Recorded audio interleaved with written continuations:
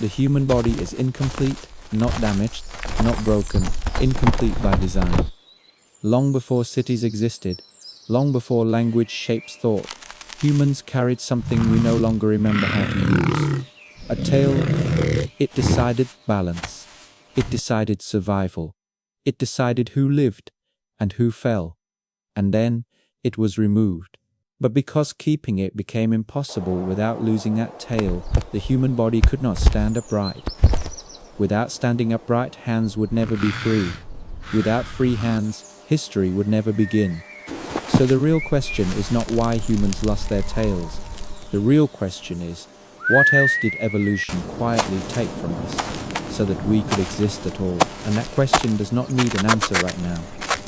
Long before the first human foot pressed into open soil, before fire was controlled or tools were shaped with intention, the world our ancestors inhabited was not flat, it was vertical life unfolded above the ground, not upon it. Survival depended on the ability to move through height, to judge distance, not in steps but in drops, to understand space in 3 dimensions rather than 2. In that environment, balance was not a skill learned over time. It was an instinct woven directly into the body for creatures living among branches. The body could not afford hesitation. A single miscalculation meant a fall, and a fall often meant death. Every movement had to be corrected instantly, without conscious thought. Muscles, tendons, and nerves worked together as a single system, responding faster than the mind ever could, and extending from the spine was a structure designed precisely for that purpose, not decorative, not optional etched. The tail was not an accessory, it was an extension of awareness. It functioned as a counterweight, adjusting the body mid-movement, compensating for shifts in momentum before they became dangerous. When an ancestor leapt from one branch to another, the tail moved first, guiding the rest of the body into alignment. When a foot slipped, the tail reacted before panic had time to form. It provided feedback about position, orientation, and motion, feeding information directly into the nervous system. In many ways, it acted as an externalized sense organ. Modern humans are accustomed to thinking of balance as something learned. Children fall, they wobble, they practice. But for early primates, balance was not practiced. It was assumed, it was built into the architecture of the body itself. The tail allowed the spine to remain flexible while maintaining control. It reduced the load on the hips. It distributed movement across the entire body rather than concentrating it in a single point. This is why losing it was not a small change. At this stage of evolution, the tail was deeply integrated into how the body worked. Muscles in the lower back coordinated with it. Nerves branched toward it. The brain accounted for it automatically, the same way it accounts for limbs. Removing it would not have simply shortened the body. It would have altered how movement was calculated altogether. And yet, something began to shift. The environment did not change suddenly. There was no single moment when trees disappeared or forests collapsed. The change was gradual, almost imperceptible. Climate patterns fluctuated, forests thinned, open spaces expanded. Food sources became less reliable above the ground and more abundant below it. What had once been a world of branches slowly became a world of gaps. Movement through trees became movement across terrain. This did not immediately eliminate the need for a tail. For a long time, ancestors moved between both worlds. They climbed when necessary, they walked when possible. Their bodies existed in transition, carrying traits suited for both environments. But transitional bodies are rarely stable for long. Evolution does not favor compromise. It favors efficiency within specific conditions. The more time spent on the ground, the more gravity asserted itself differently. On branches, gravity pulled downward, but was constantly countered by grip, by flexion, by distributed support. On the ground, gravity acted straight through the spine. The mechanics of balance changed. Instead of adjusting constantly in midair, the body began to rely on a stable base of support. Feet widened, ankles stiffened, hips rotated. Standing upright, even briefly altered how forces traveled through the body. The spine, once oriented more horizontally, began to tilt. Muscles that had worked in tandem with the tail were gradually repurposed.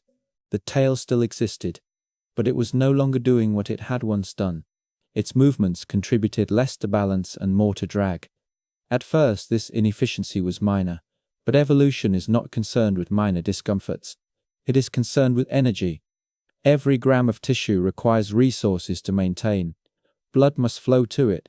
Nerves must serve it. Muscles must be fed and repaired. A structure that no longer contributes meaningfully becomes a liability. Even if it once saved lives over time, traits that cost more than they provide begin to shrink. Not because they are useless in absolute terms, but because they are no longer optimal. As upright movement became more frequent, the role of the tail diminished further. Balance began to shift toward the inner ear, the hips, and the feet. The body learned to stabilize itself by stacking bones rather than swinging mass. This form of balance was less dynamic, but more efficient on flat ground. It required less constant adjustment, less muscular correction. The tail, once central to survival, started to interfere with this new configuration. It altered the center of mass.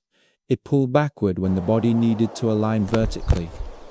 It complicated sitting, resting, and standing still. In a world where conserving energy mattered, anything that disrupted stillness became a problem. Generation after generation, it shortened, vertebrae fused, muscles reduced, nerves retracted. What had once been flexible and expressive became rigid and quiet. The body adapted not through removal, but through gradual silence. The tail became smaller, less responsive, less involved, until one day it was no longer a tail at all. What remained was a compact structure at the base of the spine, buried beneath layers of muscle and tissue, a remnant, a trace, not functional in the way it once was, but not entirely gone either. It still anchored ligaments, it still served as a point of attachment, but its original purpose had faded beyond recognition. The modern human body carries this structure without awareness. Most people never think about it unless it hurts. Yet its presence tells a story the rest of the skeleton cannot fully explain.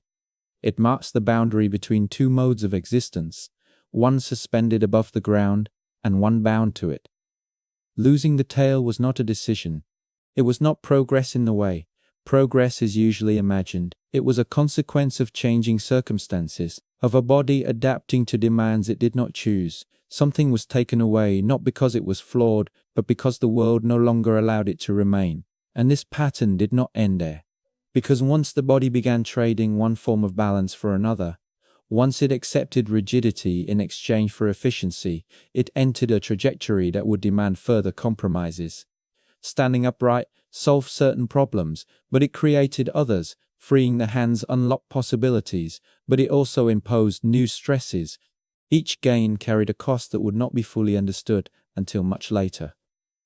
The tail was simply the first visible loss, and as the body continued to adapt, the question quietly shifted from what was removed to what was being asked of the remaining structure, to bear burdens it was never originally designed to carry. As upright posture became more permanent, the spine was forced into a role it had not evolved. For quickly, instead of acting primarily as a flexible beam supporting horizontal movement, it became a vertical column, responsible for stacking weight and absorbing shock with every step. This change was subtle at first, but over long stretches of time, subtle pressures reshape anatomy more effectively than sudden force. The lower back curved inward, the pelvis broadened, muscles that once stabilized climbing movements were reassigned to keep the torso balanced above the hips. Balance was no longer distributed across a tail and forelimbs. It was concentrated upward through the core of the body. This concentration came with consequences. When balance is managed through stacking rather than dynamic correction, small deviations matter more. A slight shift in posture can travel upward through the spine or downward into the knees and feet. There is less room for error and less capacity to recover mid-movement. The tail had once acted as a buffer, absorbing instability before it reached critical points. Without it, the body relied on tighter control. Tighter control consumes attention. Even when humans are not consciously thinking about balance, the nervous system is constantly making micro-adjustments to keep the body upright. Muscles fire in patterns that must be maintained indefinitely, not just during movement, but during stillness. Standing quietly is, in a sense, an active process.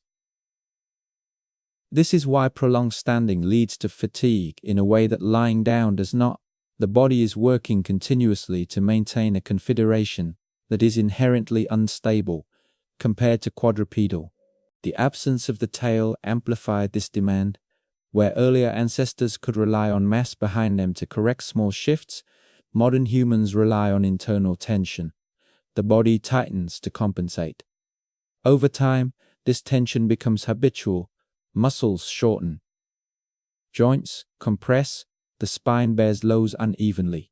Instead, it allows systems to operate within acceptable margins, even if those margins narrow over time.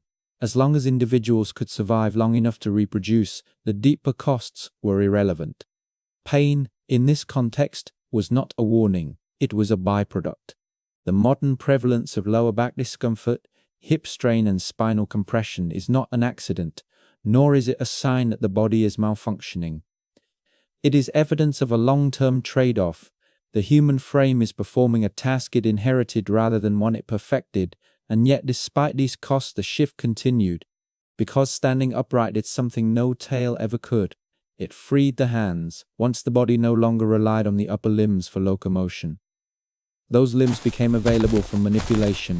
At first this freedom was minimal, carrying objects, adjusting grip, simple interactions with the environment. But even small increases in manual freedom compound over time. Hands that are not required for movement can become more precise. Fingers that do not bear weight can become more sensitive. Muscles can be refined for control rather than strength. Neuron resources can be allocated toward coordination instead of support. This is where the loss of the tail intersects with something far larger. Balance no longer depended on external mass. It depended on internal planning. The brain had to anticipate movement rather than react to it. Instead of correcting balance mid-action, the body began to plan sequences in advance, predicting outcomes before muscles were engaged. Prediction is cognitively expensive. To predict movement accurately, the brain must model the body, the environment, and the interaction between them. It must simulate outcomes internally. Over time, neural structures that supported this kind of modeling expanded. Not because intelligence was selected for directly, but because prediction reduced physical error. Falling from a branch was fatal. Misjudging a step on the ground was survivable, but repeated misjudgment wasted energy. This is not coincidence. It is correlation driven by necessity. Removing a physical stabilizer forced the system to compensate elsewhere. The compensation did not come from new limbs or reinforced bones. It came from increased processing. The body externalized balance for millions of years, then gradually it internalized it. This internalization had cascading effects. Planning movement led naturally to planning actions.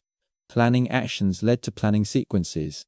Sequences extended beyond immediate survival tasks. Memory became more valuable. Anticipation expanded beyond seconds into minutes, then hours. The nervous system was no longer responding solely to the present moment. It was projecting into the future. In this sense, the tail did not disappear so that humans could walk upright. It disappeared so that the nervous system could assume responsibilities that the body had once handled mechanically. The loss transferred burden from muscle to mind, and the mind accepted it. But acceptance did not mean comfort. A brain tasked with constant prediction does not rest easily. Even in stillness it evaluates, even in safety it scans the human tendency toward restlessness, toward mental wandering, toward difficulty remaining fully still. May trace back to this shift. A body that must be balanced internally keeps its control systems active. Even when nothing appears to be happening, stillness became effortful. Sleep in this context became more than recovery. It became a necessary suspension of control. A time when predictive systems could disengage, when the body could release the tension required to hold itself upright in a gravity-bound world. This may be why sleep depth and duration increased as brains grew larger. The more the nervous system was required to manage, the more time it needed offline.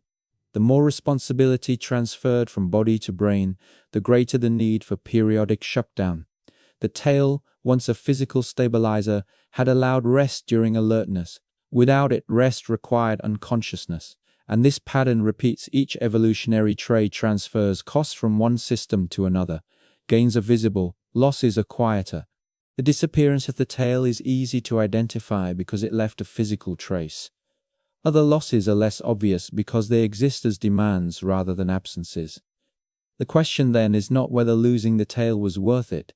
The more unsettling question is whether the human nervous system has ever fully adapted to the load it inherited when that tail finally fell silent, and whether that load is still increasing because the nervous system did not stop compensating. Once balance was internalized, it continued to absorb responsibilities as the body's relationship with its environment became more complex. Upright posture allowed longer distances to be covered. Longer distances exposed the body to unfamiliar terrain. Unfamiliar terrain demanded more cautious movement, more planning, more awareness of surroundings. Each step required evaluation. Where earlier ancestors responded reflexively to branches shifting beneath them, later humans evaluated surfaces behind. It landed on ground that could be uneven, unstable, or deceptive. Stones rolled, soil shifted. The margin for error narrowed in a different way. Balance became anticipatory rather than reactive. This anticipatory balance relied heavily on vision. The eyes began to guide the body more than the body guided itself. Visual processing increased. Depth perception refined. The brain devoted more resources to interpreting spider. This reduced falls, but it increased cognitive involvement in basic locomotion. Walking became a thinking act. This shift is subtle enough that modern humans rarely notice it. Movement feels automatic, but automatic does not mean simple. It means practiced. Beneath the surface, complex calculations are colon. The nervous system estimates distance, predicts impact, adjusts muscle tension, and corrects trajectory in fractions of a second. All of this happens without conscious awareness, but not without cost. The removal of the tail meant there was no longer a passive stabilizing structure to absorb error. Errors had to be prevented rather than corrected. The process requires energy as energy demands increased. The body adapted by radiating resources. Muscles reduced in relative mass.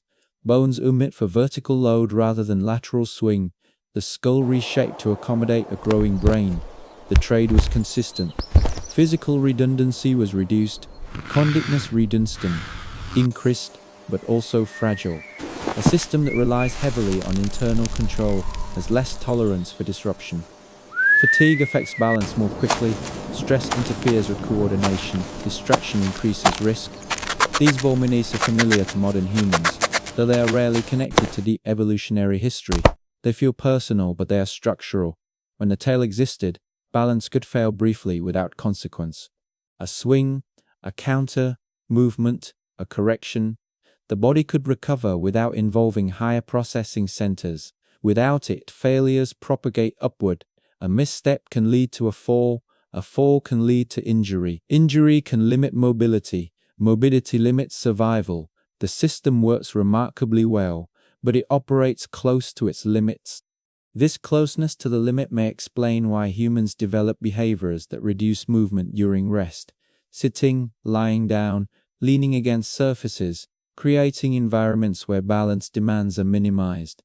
Furniture, architecture, and social customs all reflect an unconscious desire to reduce the cognitive load imposed by upright posture.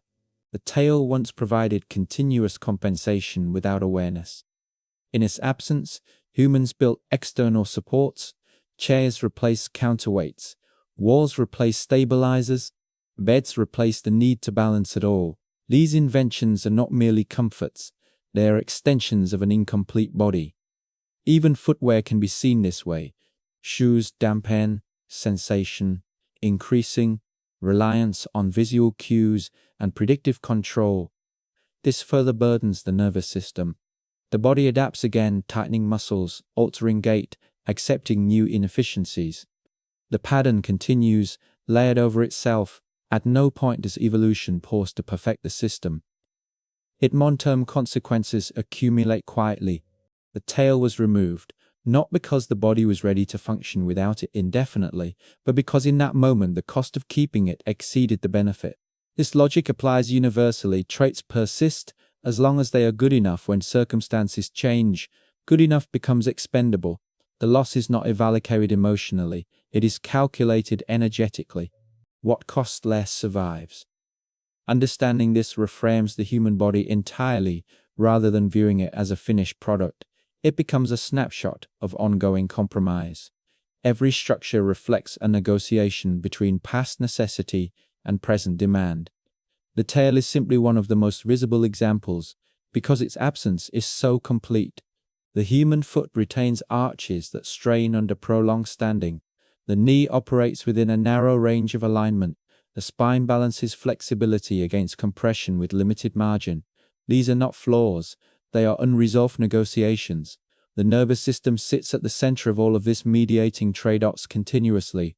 It monitors posture, predicts movement, manages fatigue, and suppresses signals that would otherwise overwhelm consciousness. Pain is filtered. Discomfort is normalized.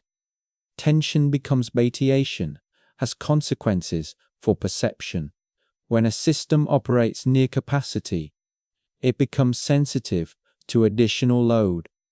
It be monumental paucity, all draw from the same pool of resources.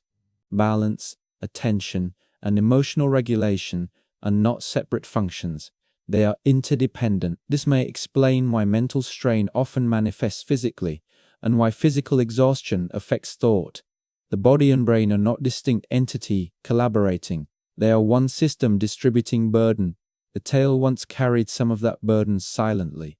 It learned to predict, to plan, to externalize support, and to rest more deeply. These adaptations enabled remarkable achievements. They also impose subtle costs that continue to shape human experience. And as the environment continues to change, as demands shift again, the question remains quietly open. If one loss reshaped the entire trajectory of the species, then the changes occurring now may be doing the same without being noticed until long after their effects have settled into the body. Because evolution does not announce its turning points. It does not mark them with clear boundaries or dramatic moments. Most changes unfold beneath awareness, accumulating slowly until they feel inevitable. The loss of the tail followed this pattern. By the time it was functionally gone, the body had already reorganized itself around its absence. What remains today is not emptiness but memory. The coccyx sits at the base of the human spine, small and often ignored. It does not move, it does not balance, it does not guide motion through space. Yet it persists, anchoring ligaments and muscles that once coordinate with a structure far more expressive. Its presence is quiet, but its implication is not. It is evidence that something once extended further, responded more actively, and carried responsibilities now handles elsewhere. In rare cases, this memory becomes visible. Occasionally, infants are born with a small protrusion near the tailbone. These structures are usually removed early and classified as anomalies, but they are not random. They follow patterns. They form where a tail once grew, and they echo a development pathway that evolution suppressed rather than erased. The instructions are still there. They're simply muted. This suggests something important about how change occurs. Evolution does not delete traits cleanly.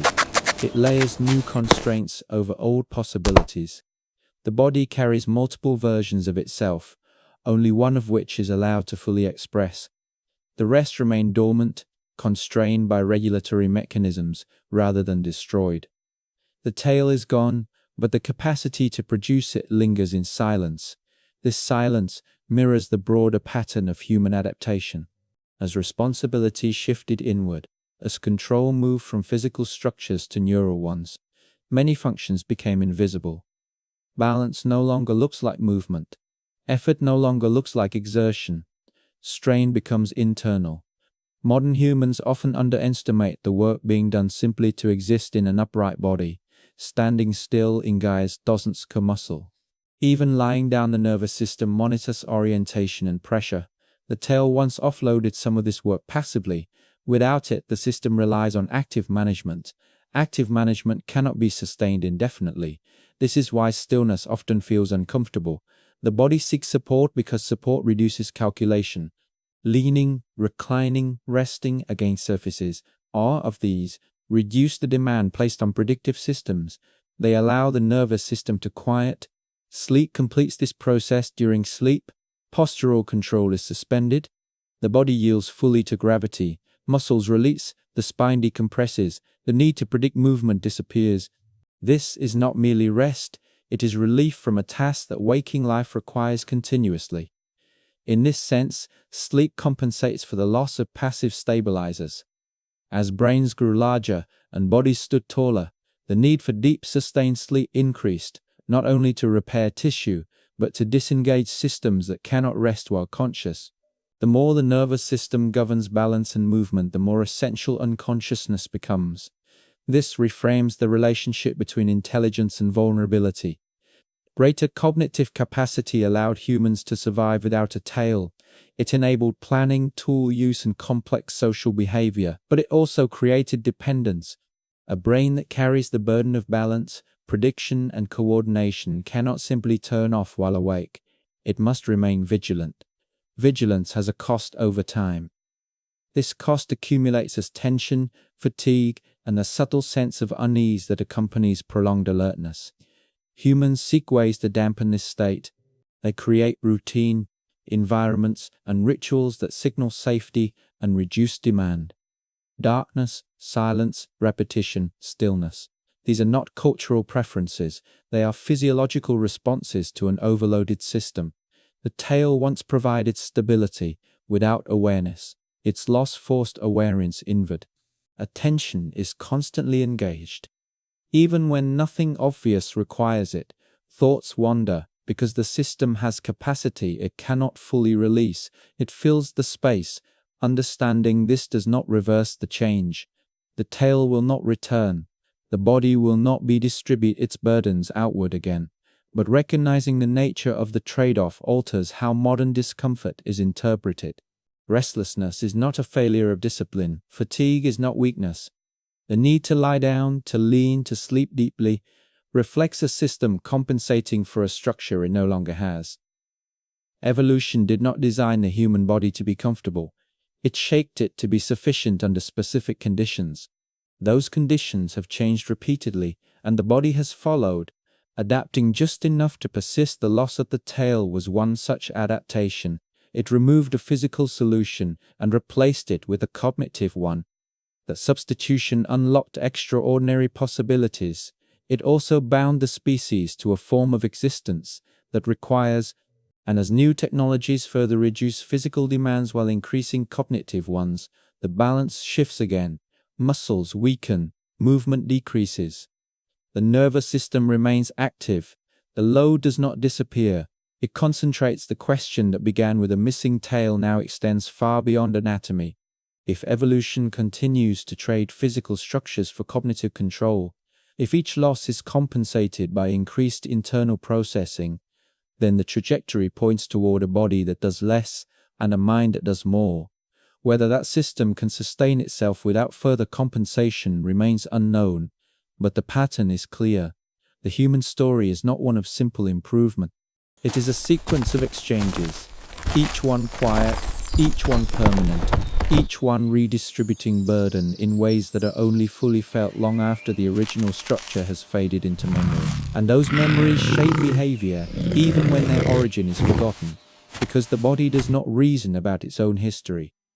It responds, it tightens when load increases, it releases when support is found. It seeks patterns that reduce effort, whether those patterns are physical, emotional, or environmental. Many modern habits can be understood through this lens, not as choices, but as adjustments made by a system trying to remain within tolerable limits. Consider how often humans seek symmetry and predictability. Repetition calms routine, steadies. Familiar spaces feel safer, not because they require fewer calculations. When the environment behaves as expected, the nervous system relaxes its vigilance slightly. Less prediction is required, less correction, less internal effort. This preference did not arise culturally, it arose biologically. A body that once relied on a tail could afford to be surprised. A body that relies on prediction cannot. Unexpected changes demand rapid recalculation. They increase tension. Over time, Avoiding unpredictability becomes advantageous, not for comfort but for conservation. This may explain why uncertainty feels exhausting even when it poses no direct threat. The system interprets unpredictability as load. It prepares, it braces, it tightens. The absence of physical stabilizers amplifies this response. When the tail was present, the world could shift slightly without consequence. Now small shifts ripple through the entire system. Social structures reflect this sensitivity as well. Humans develop shared rhythms, Bailey cycles, seasonal rituals, collective schedules that reduce the need for constant individual adjustment. When expectations are shared, fewer corrections are required. Even language plays a role. Words allow coordination without movement. They enable planning before action. They reduce physical trial and error by simulating outcomes mentally. Language is often described as a cognitive achievement, but it also serves a stabilizing function. It lowers physical risk by transferring effort into abstraction. This transfer follows the same pattern as the loss of the tail. A physical function recedes, a mental function expands, the body becomes lighter, the mind becomes busier over time. The accumulation of these transfers reshapes experience. The modern human lives in a world where many stabilizing forces are symbolic rather than physical. Sidley's replace instinct. Knowledge replaces adaptation. These substitutions are efficient, but they are not neutral. Symbolic systems require attention to maintain.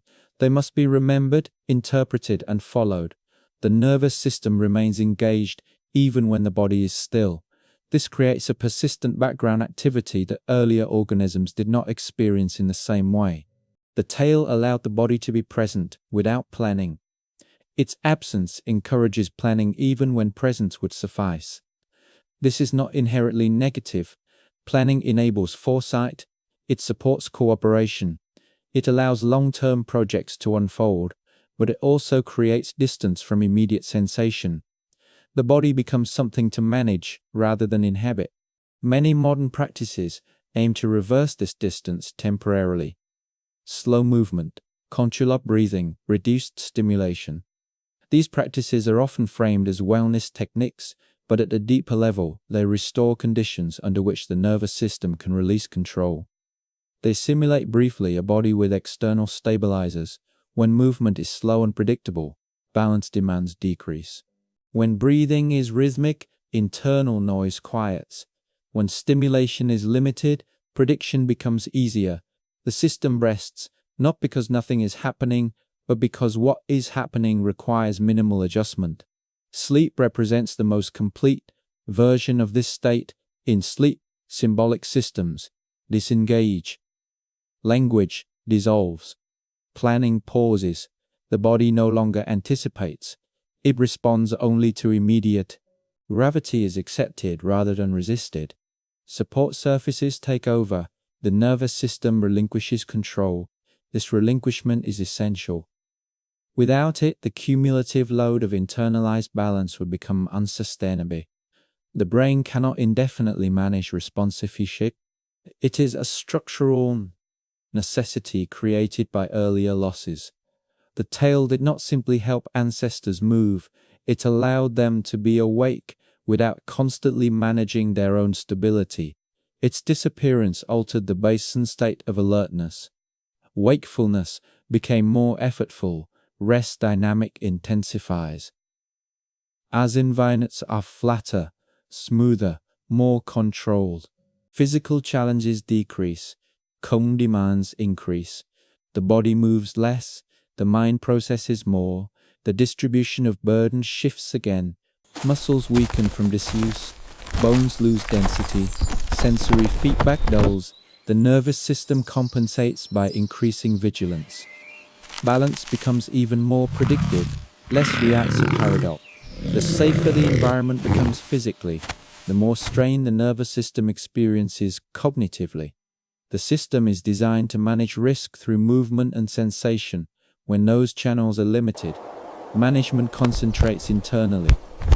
The loss of the tail was an early instance of this pattern. It forced a redistribution that proved effective under certain conditions. it accumulates cost elsewhere. Understanding this reframes the narrative of human progress.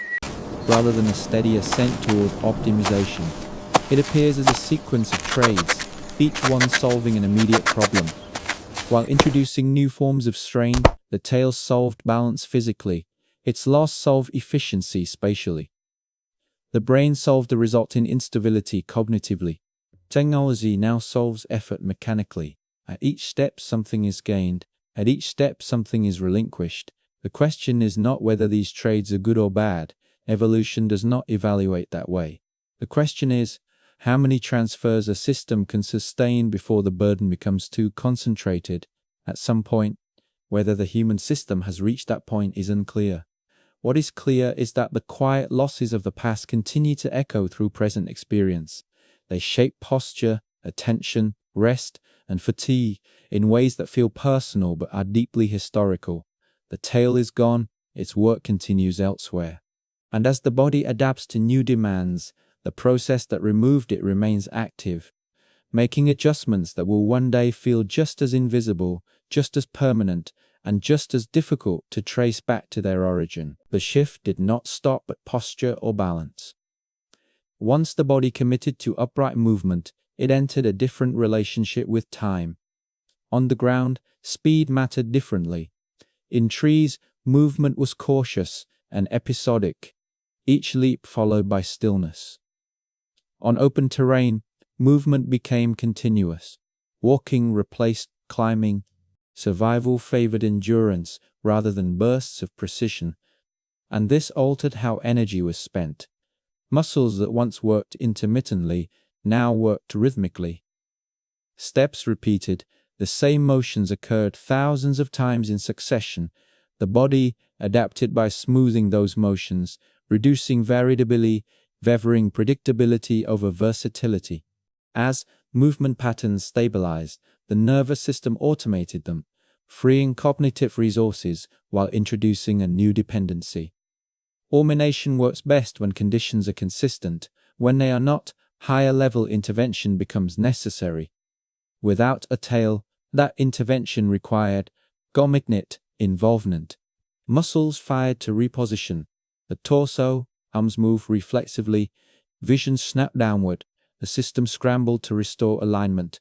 Most of the time this happened passing, but the effort remained invisible. As walking became dominant, the body reorganized around this rhythm. Bones elongated, joints aligned for forward motion. The foot lost grasping ability and gained spring. The ankle became a hinge rather than a clamp. These changes improved efficiency but reduced adaptability. Climbing became harder. The body committed fully to the ground, and with that commitment came exposure. Open landscapes offered fewer refuges. Awareness had to expand outward. Attention shifted from immediate surfaces to distant horizons. Sounds carried farther. Visual scanning became continuous. The nervous system integrated information over larger spatial scales, increasing cognitive load. The tail had once provided localized correction. Its absence forced correction. To become global coordination replaced reflex. Prediction replaced reaction. To compensate, the brain learned to anticipation. Navigation emerged not as a skill but as a necessity. Movement became separated from sensation. The tail once allowed sensation to guide action directly. Without it, sensation informed planning instead. Safety increased, but immediacy decreased. This gap persists today. Modern humans often feel disconnected from their bodies, directing movement rather than inhabiting it. This is not cultural accident, but evolutionary consequence. Prediction reduces surprise, but it also distances the organism from the present moment. Errors became more consequential, so the system grew conservative. Fatigue risk increased. Instead of testing the environment physically, humans tested it mentally. Each innovation reduced reliance on bodily adaptation and increased reliance on planning. The body grew quieter, the mind grew louder, deferred costs accumulated, memory became critical, forgetting routes or seasons carried penalties, sustained attention strengthened, focus extended beyond immediate stimuli, the nervous system and prediction. and sustained attention required energy. The brain consumed more resources, recovery became essential, sleep deepened, rest lengthened. During sleep, the brain reorganized, updating internal models and consolidating memory. The body lay still while cognition worked offline. This need emerged because balance and coordination had been. Its loss forced the system to redescript mechanically. Its loss forced the system to redescript. Over time, the nervous system became central, not only to movement, but to decision-making and perception. The body became something managed, rather than something that simply acted. What began as a change in balance became a change in relationship between organism and action, a trajectory that would continue shaping consciousness itself. The tail's disappearance was not an isolated event. It was an early step in a long sequence of exchanges that continue to shape how humans move, think, and rest. Each exchange redistributing burden invisibly and irreversibly, and that redistribution did not slow down as environments became more complex, because once prediction proved effective for movement, it was applied elsewhere, extending beyond terrain and into social behavior, where anticipating the actions of others reduced conflict, conserved energy, and replaced constant vigilance with calculation, turning interaction itself into a process of balance that no longer depended on physical correction, but on interpretation. This extension increased stability at the group level while intensifying internal load, because monitoring others required continuous attention. Small cues gained importance. Posture, tone, timing, and rhythm became signals to be read, and errors in interpretation carried consequences that affected belonging, access, and protection, no longer scanning only the ground beneath the body, but the shifting dynamics within the group itself. As physical danger decreased through coordination and tool use, psychological strain increased through social complexity, and the same predictive machinery that had replaced the tail's mechanical stabilization now worked to stabilize status and relationship, making balance social as well as physical, where a misstep no longer meant a fall, but exclusion. And sensitivity intensified because systems open to detect subtle change react strongly to ambiguity, noise, and unresolved signals, keeping the system engaged without resolution. The tail had once allowed correction without interpretation, but its loss required interpretation before correction, and interpretation invited rumination. Rumination consumed energy, and energy demands accumulated quietly, especially as language expanded and compressed experience into symbols, enabling planning without action but allowing imagined outcomes to activate the body as strongly as real ones, blurring the bounding within breaknet the badian.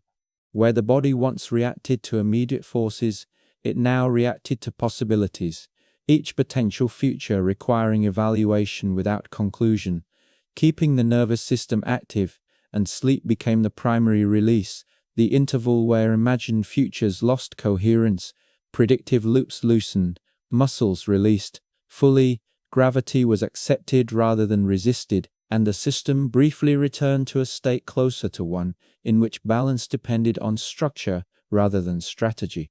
Waking restored the load, and as environments became flatter, smoother, and more controlled, physical unpredictability decreased, while temporal demand increased.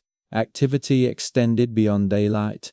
Artificial schedules replaced environmental cues, and the body followed clocks rather than light, forcing the nervous system to maintain readiness longer and compounding fatigue without frequent physical recalibration.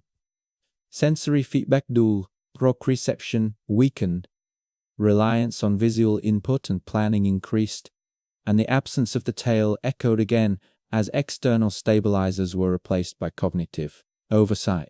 Oversight required attention, attention required effort, and effort accumulated silently.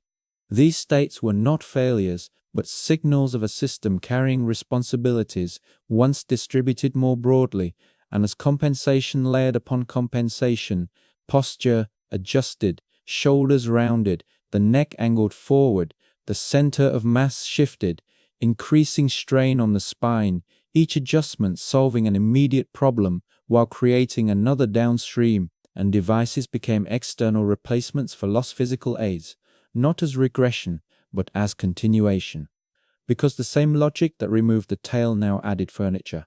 Evolution did not end with anatomy, but moved into design, with environments becoming part of the stabilizing system.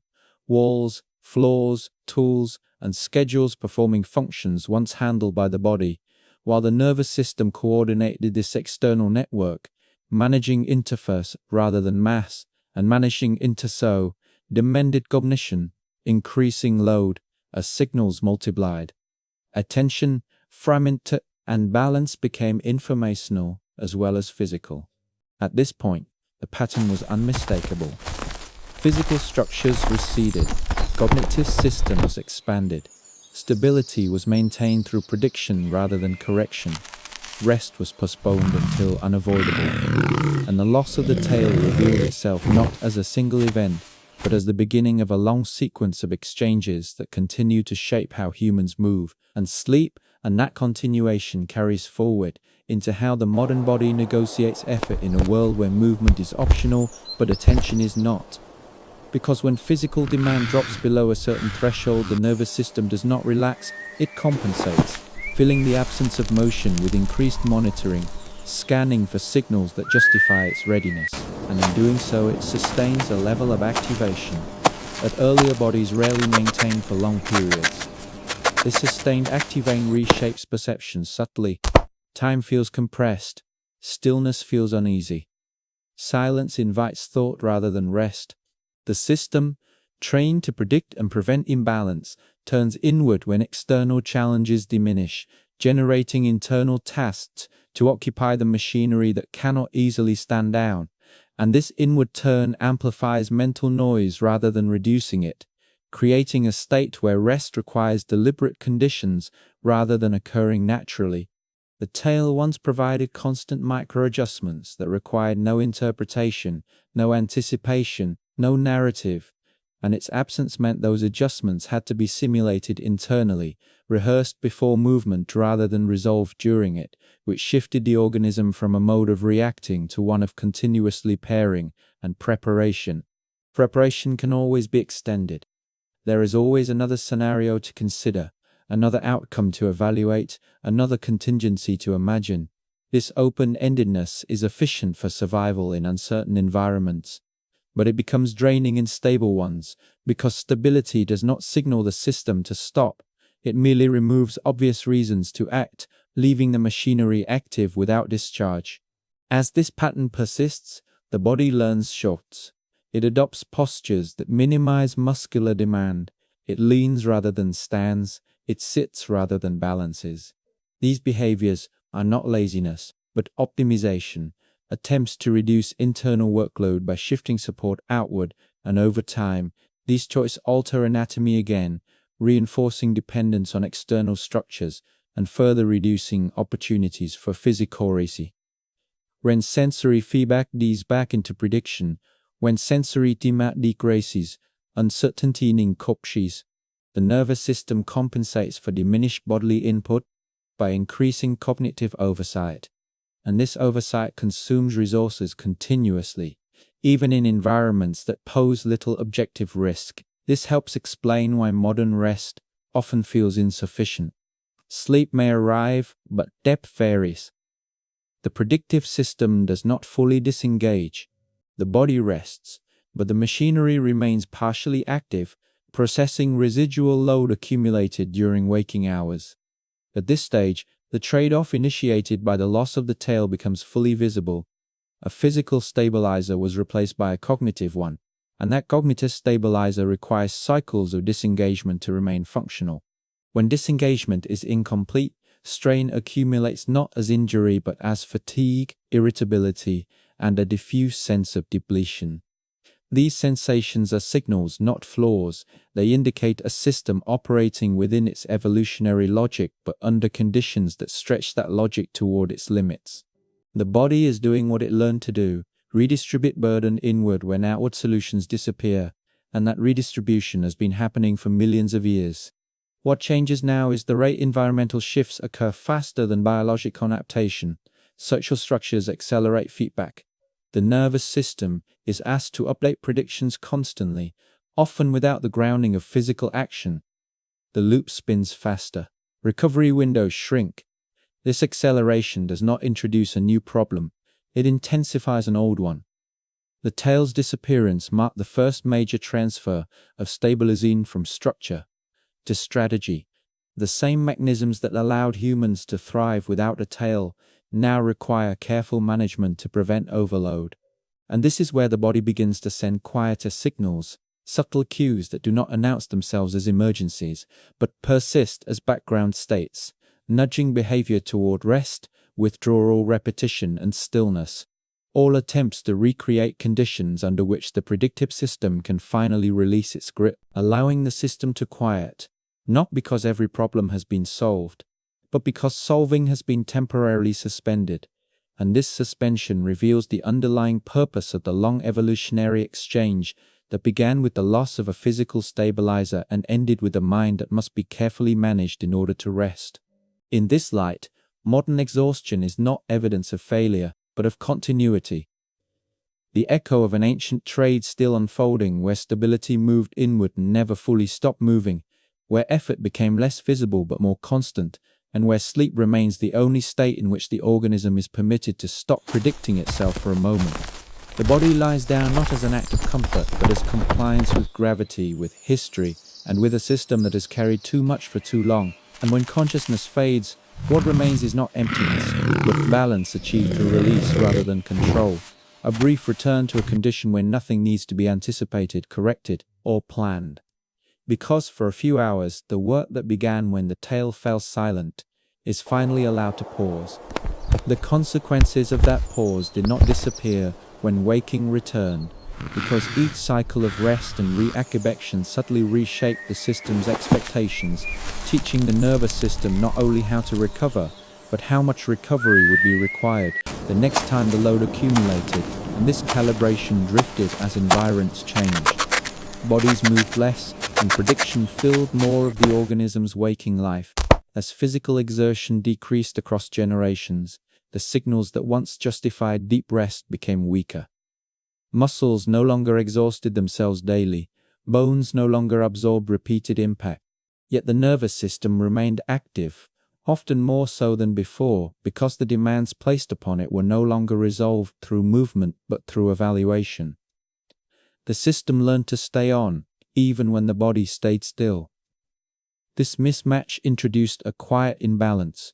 Earlier organisms reached rest because their bodies forced it. Fatigue was undeniable. The need to stop was clear. In modern conditions, the body often lacks such clarity. Physical tiredness may be mild, but cognitive load remains high. The signals disagree. One system asks for recovery, another does not fully permit it. The tail had once contributed to clarity. Its feedback was immediate. When balance failed, correction happened. Without it, the system relies on internal assessment, and internal assessment rarely resolves cleanly. Internal systems hesitate, they wait for confirmation that rarely arrives. Safety is inferred rather than felt. Completeness is assumed rather than experienced. This ambiguity keeps the nervous system partially engaged, even during rest, even during sleep. Over time, this partial engagement becomes normal. The organism adapts, not by eliminating load, but by tolerating it. Baseline activation rises. What once felt like stress becomes background. What once required rest becomes routine. This adaptation allows function to continue, but it narrows margins. Narrow margins amplify disruption. Small chirurgeon produce outsized effects. Mime discernance indus outsized effect. Mime discernantibia. The system reacts strongly not because the stimulus is severe, but because capacity is already occupied. This is not pathology, it is arithmetic. When most resources are allocated to maintaining internal balance, fewer remain for novelty, error, or surprise. The organism becomes sensitive, not weak.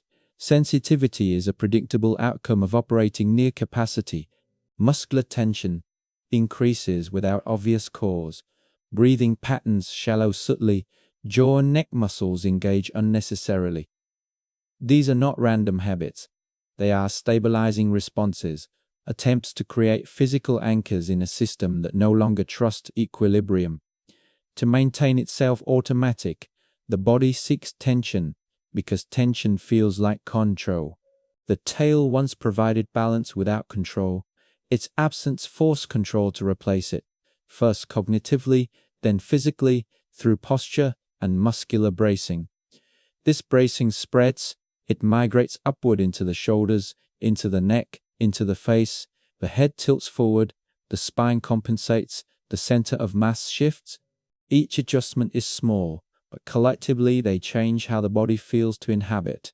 The organism becomes less buoyant, movement feels heavier, transitions require effort, stillness does not fully release tension.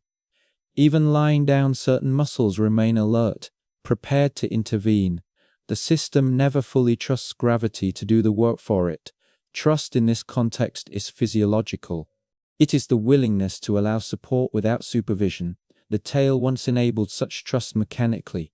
Without it, trust must be learned and relearned repeatedly, and learning trust cognitively is fragile. Fragile trust demands reinforcement. This reinforcement often comes to repetition, rituals, habits, predictable sequences. The same movements performed the same way reduce uncertainty. They tell the nervous system what to expect. They lower the cost of anticipation. This explains the comfort of routine, not because routine is inherently pleasant, but because it is efficient. It reduces the need for internal modeling when outcomes are known. Prediction simplifies.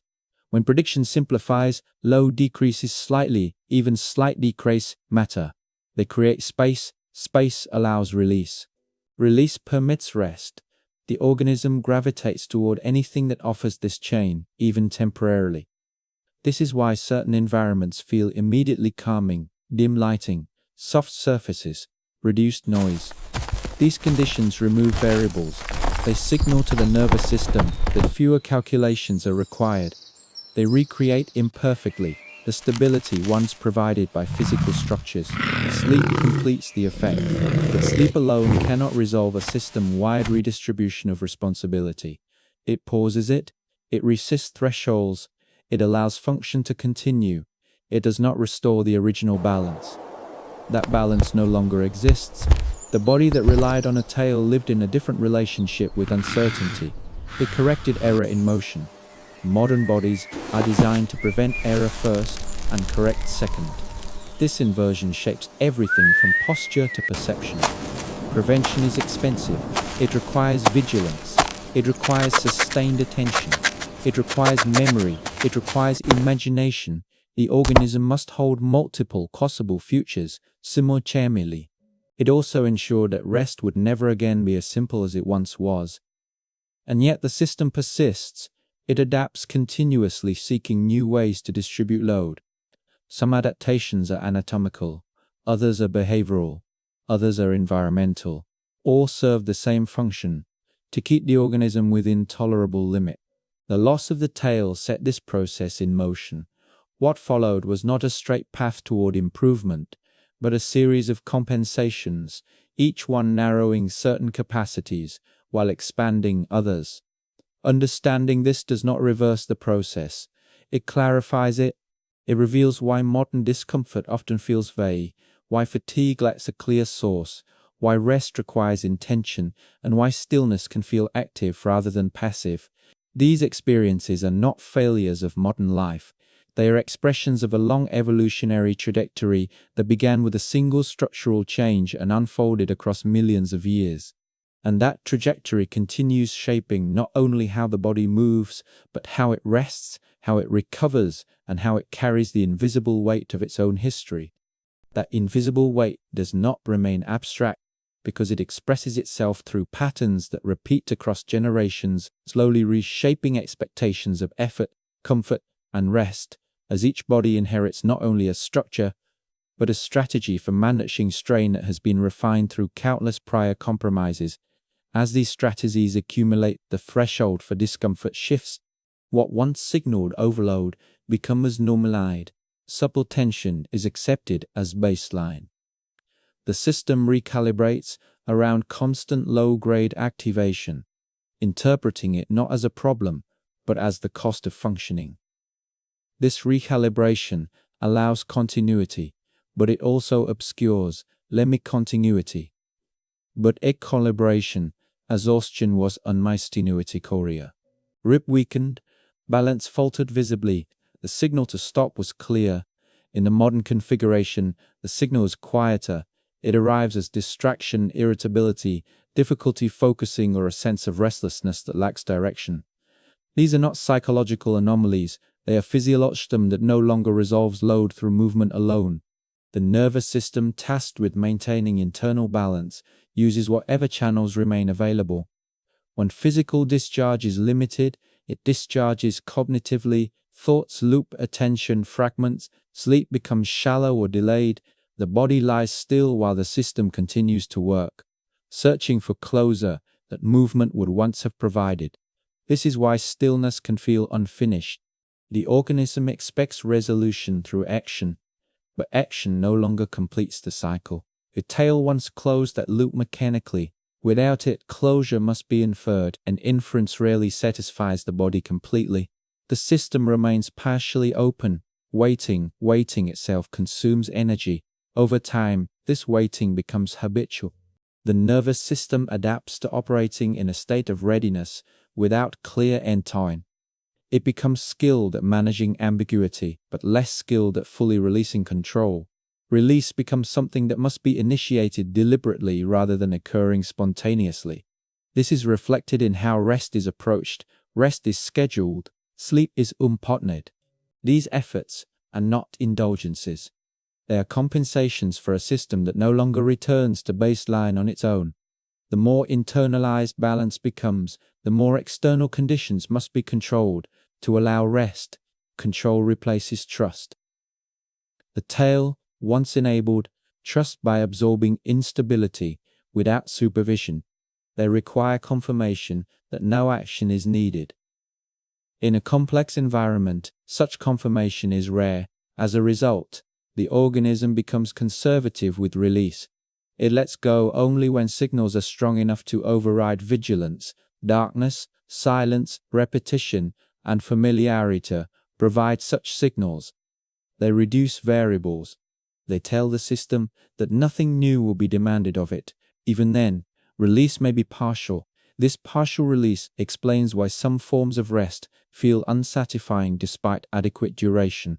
The body rests, but the system does not fully disengage. Residual activation persists. Dreams become vivid. Waking feels abrupt. The sense of completion is missing. Completion, like balance, was once physical.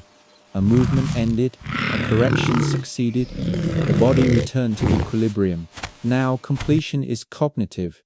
It depends on assessment rather than sensation. The system must decide that something is finished. Decisions are reversible, sensations are not. This shift makes the modern organism efficient but unsettled. Efficiency allows survival in abstract environment. It supports planning, coordination, and adaptation. At scale, unsettledness is the cost of carrying these capacities without the physical anchors that once grounded them. As the system continues to adapt, it searches for new anchors. Some are found in posture, others in habit, others in external structures. None fully replace what was lost. They distribute the burden, but they do not eliminate it. Elimination is not how evolution works. It trades, it triads, it accepts residual strain as long as reproduction and function continue. Comfort is not a selection criterion. Persistence is the loss of the tail satisfied persistence under new conditions. It did not guarantee ease. Everything that followed has been an attempt to manage the consequences of that initial exchange. Seen this way, the modern body is not malfunctioning, it is operating exactly as shaped, carrying a strategy knit for prediction rather than reaction, for prevention rather than correction, for control rather than surrender. Surrender becomes difficult because it contradicts the logic that has sustained the system for so long. And yet, moments of surrender are necessary. They allow the system to experience what it once relied on naturally: support without calculation, balance without oversight, rest without justification. But they matter. They restore capacity temporarily. They widen margins just enough for the organism to continue. The fact that such moments must now be sought deliberately reveals how far the redistribution has progressed. From tail to spine, from spine to brain, from brain to environment, each step moves Stabasin further away from the body's periphery and closer to its center, until the center itself became crowded with responsibility. How much more redistribution is possible remains uncertain. What is certain is that the process has not stopped, and that each adaptation leaves behind traces not only in structure, but in sensation, shaping how effort is felt, how rest is negotiated, and how the body remembers a balance it no longer physically possesses. Even as it continues to search for it in quieter, more indirect ways, the invisible weight carried by the modern body does not remain abstract. It expresses itself through patterns that repeat across generations, quietly reshaping expectations of effort, comfort, and rest. Each body inherits not only a physical structure, but a strategy for managing strain refined through countless compromises that preceded it. Over time, this strategy recalibrates what discomfort means. What once signaled overload becomes background. Low-grade tension is accepted as normal. The system adapts by raising its baseline activation, interpreting constant readiness as the cost of functioning. Earlier bodies, balance wavered, fatigue was undeniable. In the modern configuration, those signals arrive differently. They appear as distraction, irritability, difficulty focusing, or a restless urge without direction. These states are not psychological accidents, they are physiological messages translated through a system that no longer resolves load through movement alone. The nervous system discharges pressure through what nifchajan remain. The body lies still while internal processes continue working, searching for closure. That motion once provided naturally, stillness begins to feel incomplete, not because rest is insufficient, but because the cycle no longer ends with sensation. The tail once closed that cycle mechanically. Correction happened in motion. Tension released immediately after balance was restored. Without that structure, completion must be inferred rather than felt. Inference rarely satisfies the body fully. The system remains partially open, holding readiness without resolution. Waiting consumes energy. As this state stabilizes, the organism adapts by seeking micro-supports. Weight shifts from foot to foot, hips lean, legs cross. These gestures are not random habits. They are improvised stabilizers, temporary external supports that reduce internal demand. Over time, they become automatic. Habit replaces choice. Choice reduction lowers Scotness load. Even small reductions matter. Layered compensations, however, have limits. Falters, attention, scatters. The body feels diffuse rather than centered. This state is often labeled overwhelm, but it is more accurately saturation. The system has no remaining margin to absorb variability. Withdrawal becomes the next adjustment. Reduced input simplifies prediction. Quiet spaces, dim light, repetitive sound lower the rate at which the nervous system must update itself. Retreat feels restorative not because it removes effort entirely, but because it slows the pace of required calculation. Sleep represents the most complete form of withdrawal. Production decelerates, sensory input is gated, muscle tone drops. The body yields to gravity without supervision. This yielding does not occur because danger is absent, but because the system suspends the task of evaluating danger at all. Suspension prevents accumulated error from overwhelming capacity. It clears excess rather than perfecting alignment. Residual load remains. It carries forward into waking life, influencing posture, mood, and attention. Over time, resists accumulate unless offset by sufficient release. Modern conditions often prevent that release from fully occurring, forcing the system to adapt again rather than recover. Adaptation takes the form of narrowing. Focus tightens, exposure reduces, routines simplify. Rest is traded for stability. Each trade preserves function under present constraints, while shaping future ones. The loss of the tail was one such trade. Internalized balance was another. Environmental support followed. None reverse the previous step. This history explains why modern interventions feel partial. Posture helps, but does not erase cognitive load. Sleep helps, but does not eliminate vigilance. Reduced stimulation helps, but does not restore physical correction. The original balance cannot be rebuilt. As default, what can change is intensity. Relief comes from creating intervals where responsibility is shared or suspended.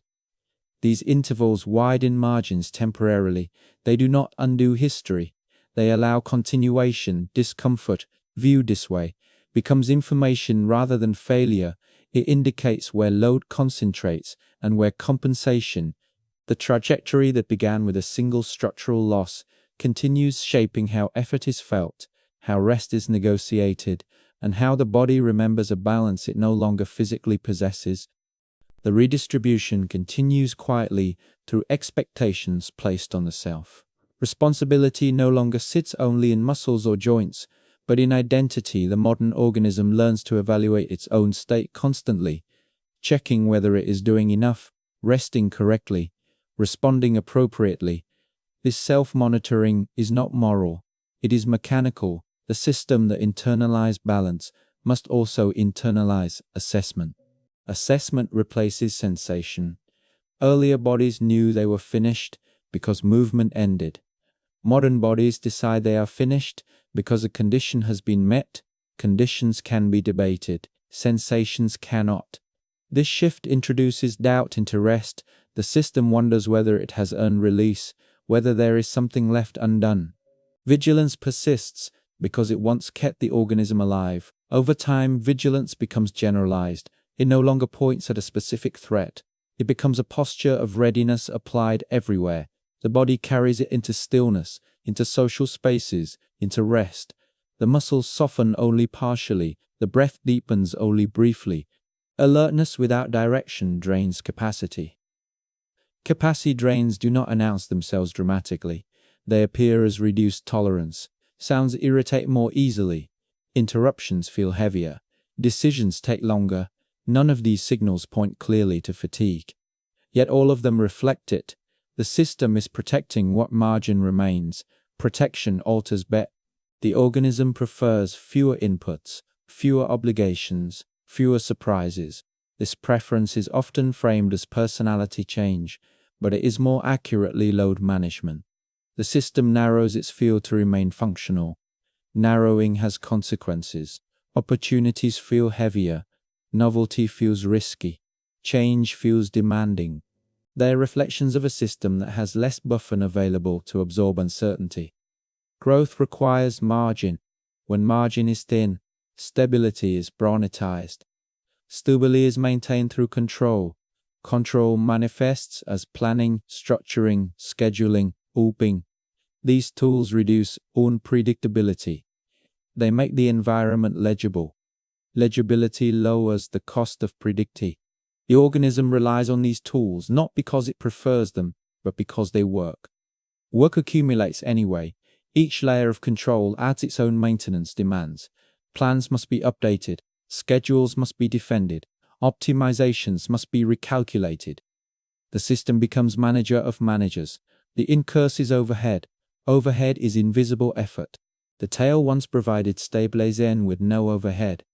Its loss initiated a chain where stabilization required management, management required monitoring, monitoring required energy.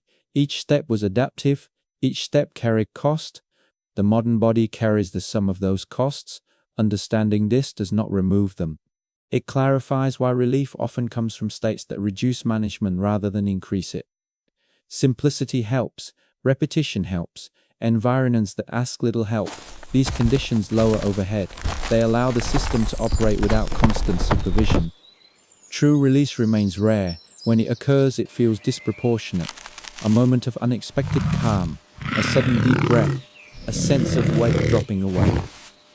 These moments are brief, but they reveal what the system remembers: balance without effort, support without calculation, rest without justification.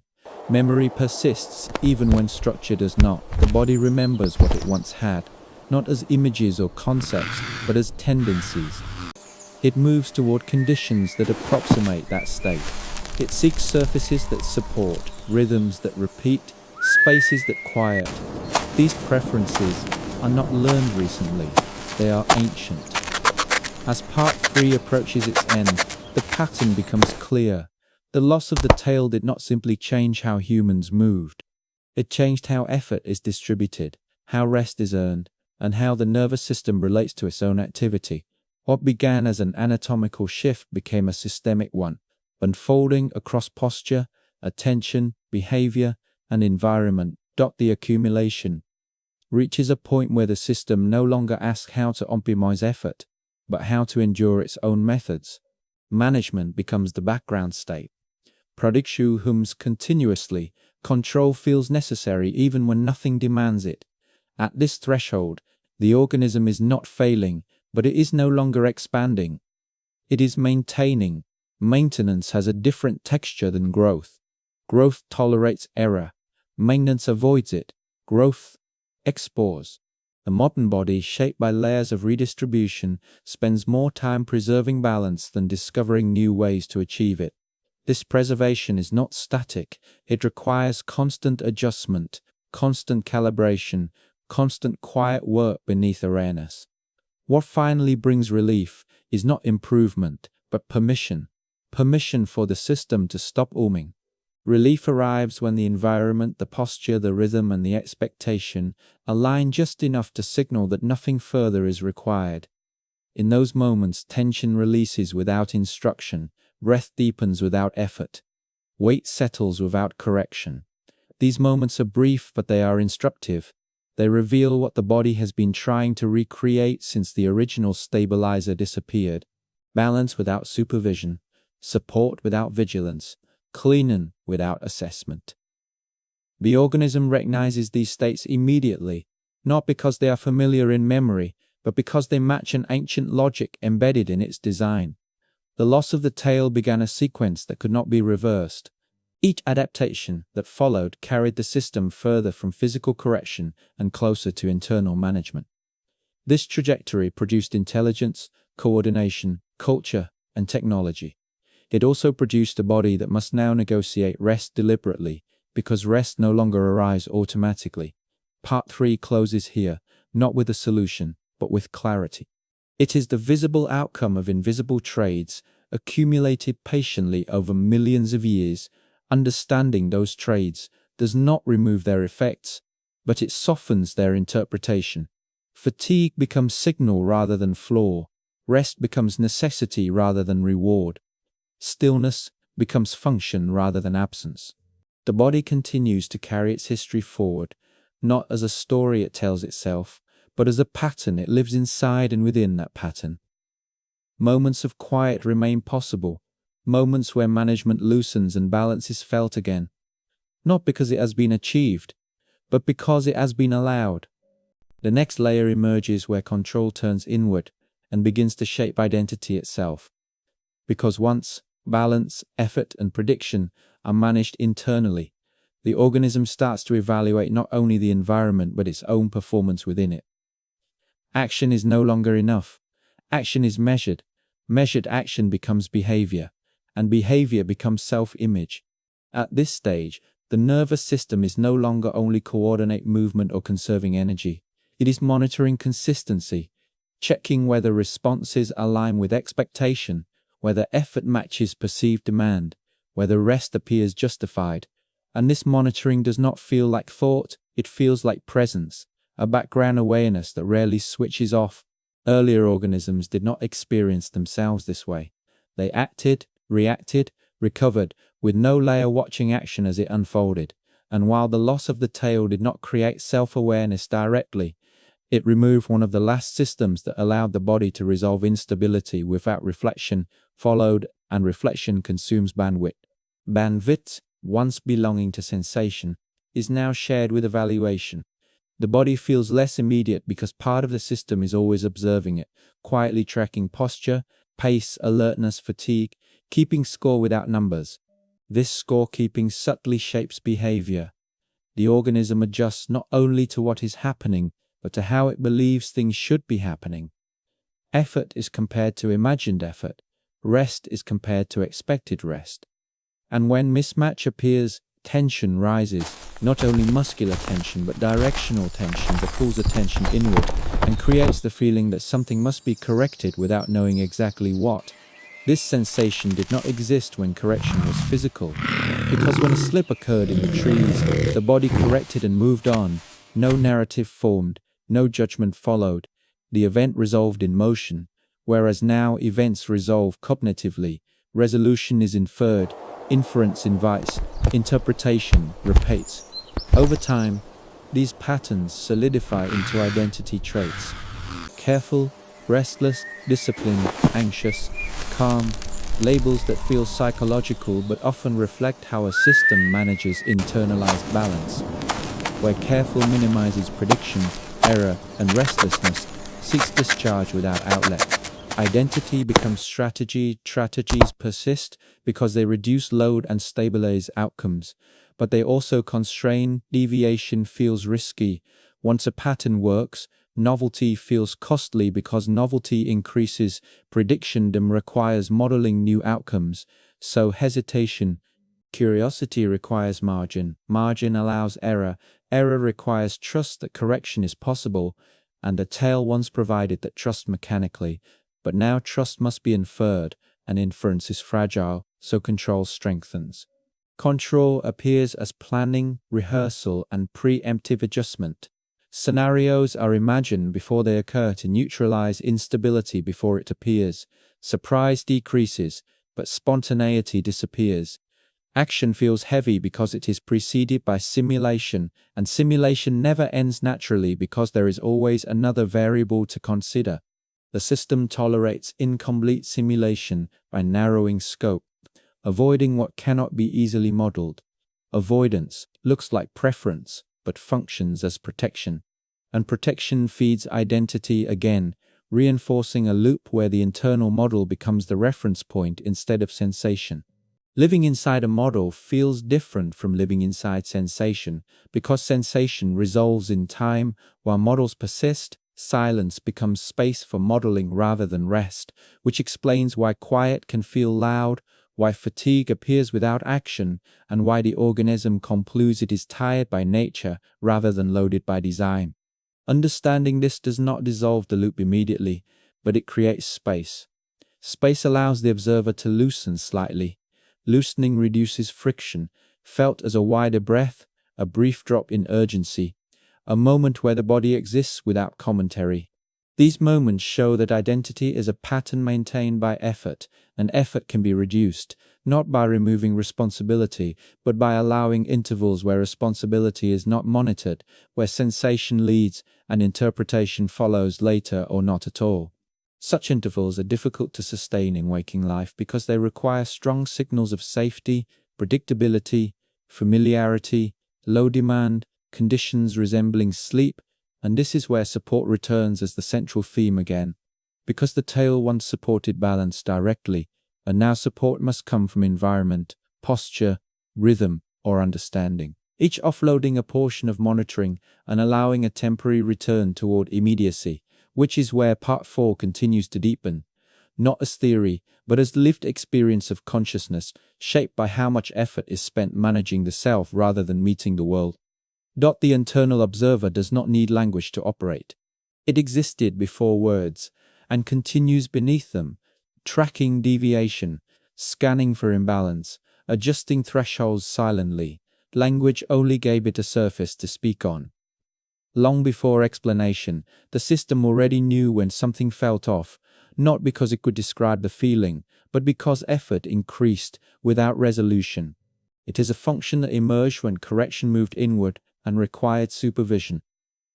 Once supervision became necessary, supervision became constant. Constancy changes how awareness feels. Awareness becomes less about receiving information and more about maintaining order. The organism senses not only what is present, but what could go wrong. It does not point at a single threat. It spreads across posture, timing, expectation. The body holds itself as if something might require intervention at any moment, even when nothing does. This posture is subtle, but it shapes experience continuously. In earlier configurations, readiness ended when movement ended. In the current configuration, readiness must be turned off deliberately. The system waits for confirmation that nothing further will be demanded. Confirmation rarely arrives cleanly. The environment is never fully quiet. Signals persist. Even internal silence becomes a signal to monitor. Monitoring feeds on itself. The more it operates, the more sensitive it becomes. Sensitivity increases on its detection. Detection increased load. Load justifies monitoring. The loop sustains. The organism adapts by lowering expectations of ease. Ease becomes exceptional rather than default. Discomfort becomes background rather than warning. This background discomfort is not sharp. It does not demand immediate correction. It hums. It influences choices indirectly. The organism chooses predictability over exploration, repetition over variation, variety over novelty. They feel like preference. They are often protection. Protection narrows experience. Narrowing reduces variability. Reduced variability lowers the cost of prediction. This makes the system more efficient in the short term over time. It reduces exposure to corrective feedback. Without feedback, internal models drift. The observer works harder to compensation. From action, movement becomes cautious. Decisions feel weighted. The body feels slower, not because it is weak, but because it is managing too many contingencies simultaneously. When every action is preceded by evaluation, spontaneity fades. Spontaneity requires trust. Trust requires confidence that correction will be possible if error occurs. That confidence once came from physical structures that handled correction. Without them, trust must be inferred. Inference relies on memory and expectation. Memory is incomplete. Expectation is speculative. Trust weakens. Weak trust strengthens control. Control multiplies checks. Checks multiply effort. Effort multiplies fatigue. Fatigue feeds identity again. Reinforcing descents, re-stem, contemplai apathy, uncertainty, taxis, prediction. The organism avoids it when margins are thin. This avoidance can look like stagnation, but it is conservation. Conservation keeps systems alive. It does not make them light. Lightness depends on release. Release requires certainty that holding is unnecessary. The modern nervous system rarely receives that certainty. It receives signals that holding might still be useful. It errs on the side of readiness.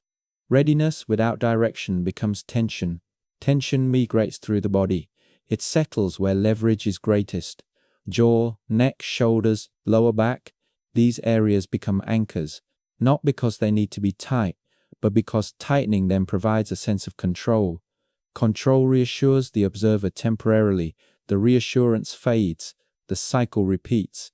This is not pathology. It is adaptation, extended beyond its original context. The tale once resolved in balance locally. The observer resolves and ends quickly. Global resolution does not.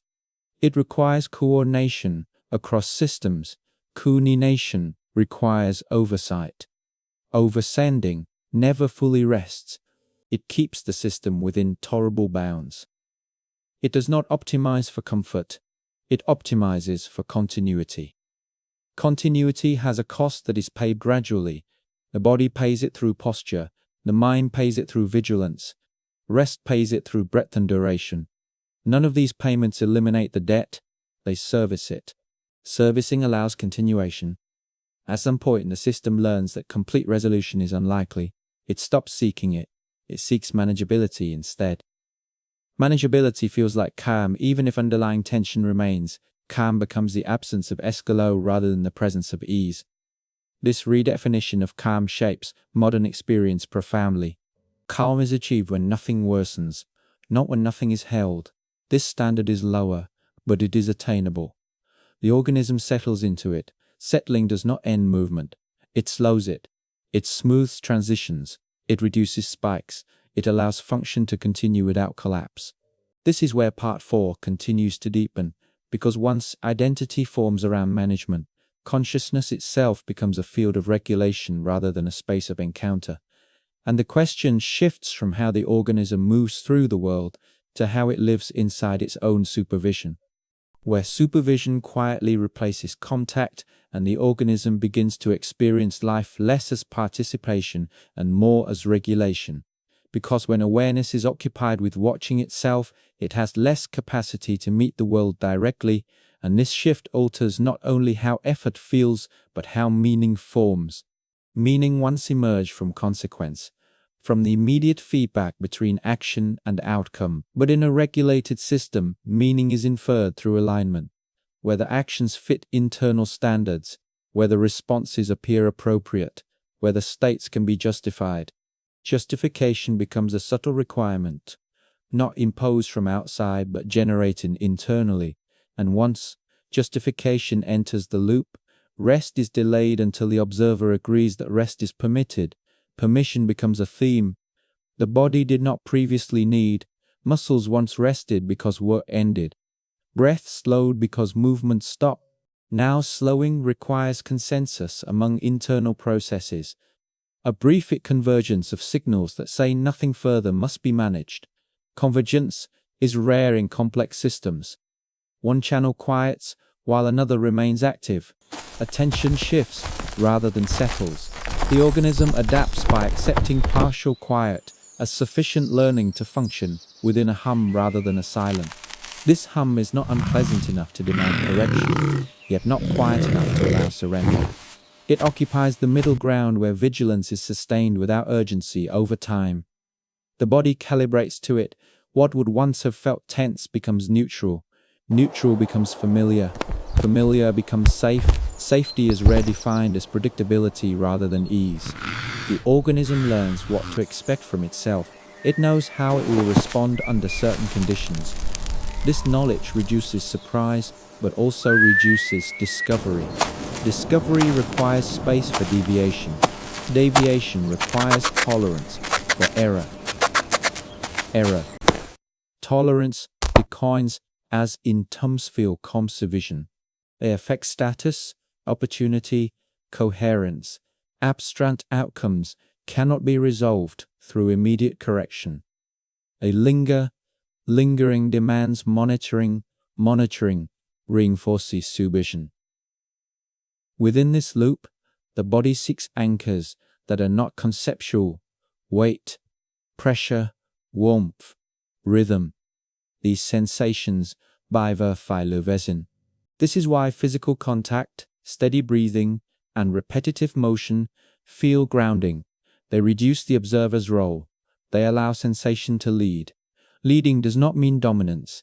It means precedence. When sensation precedes interpretation, the system relaxes slightly, interpretation follows rather than guides.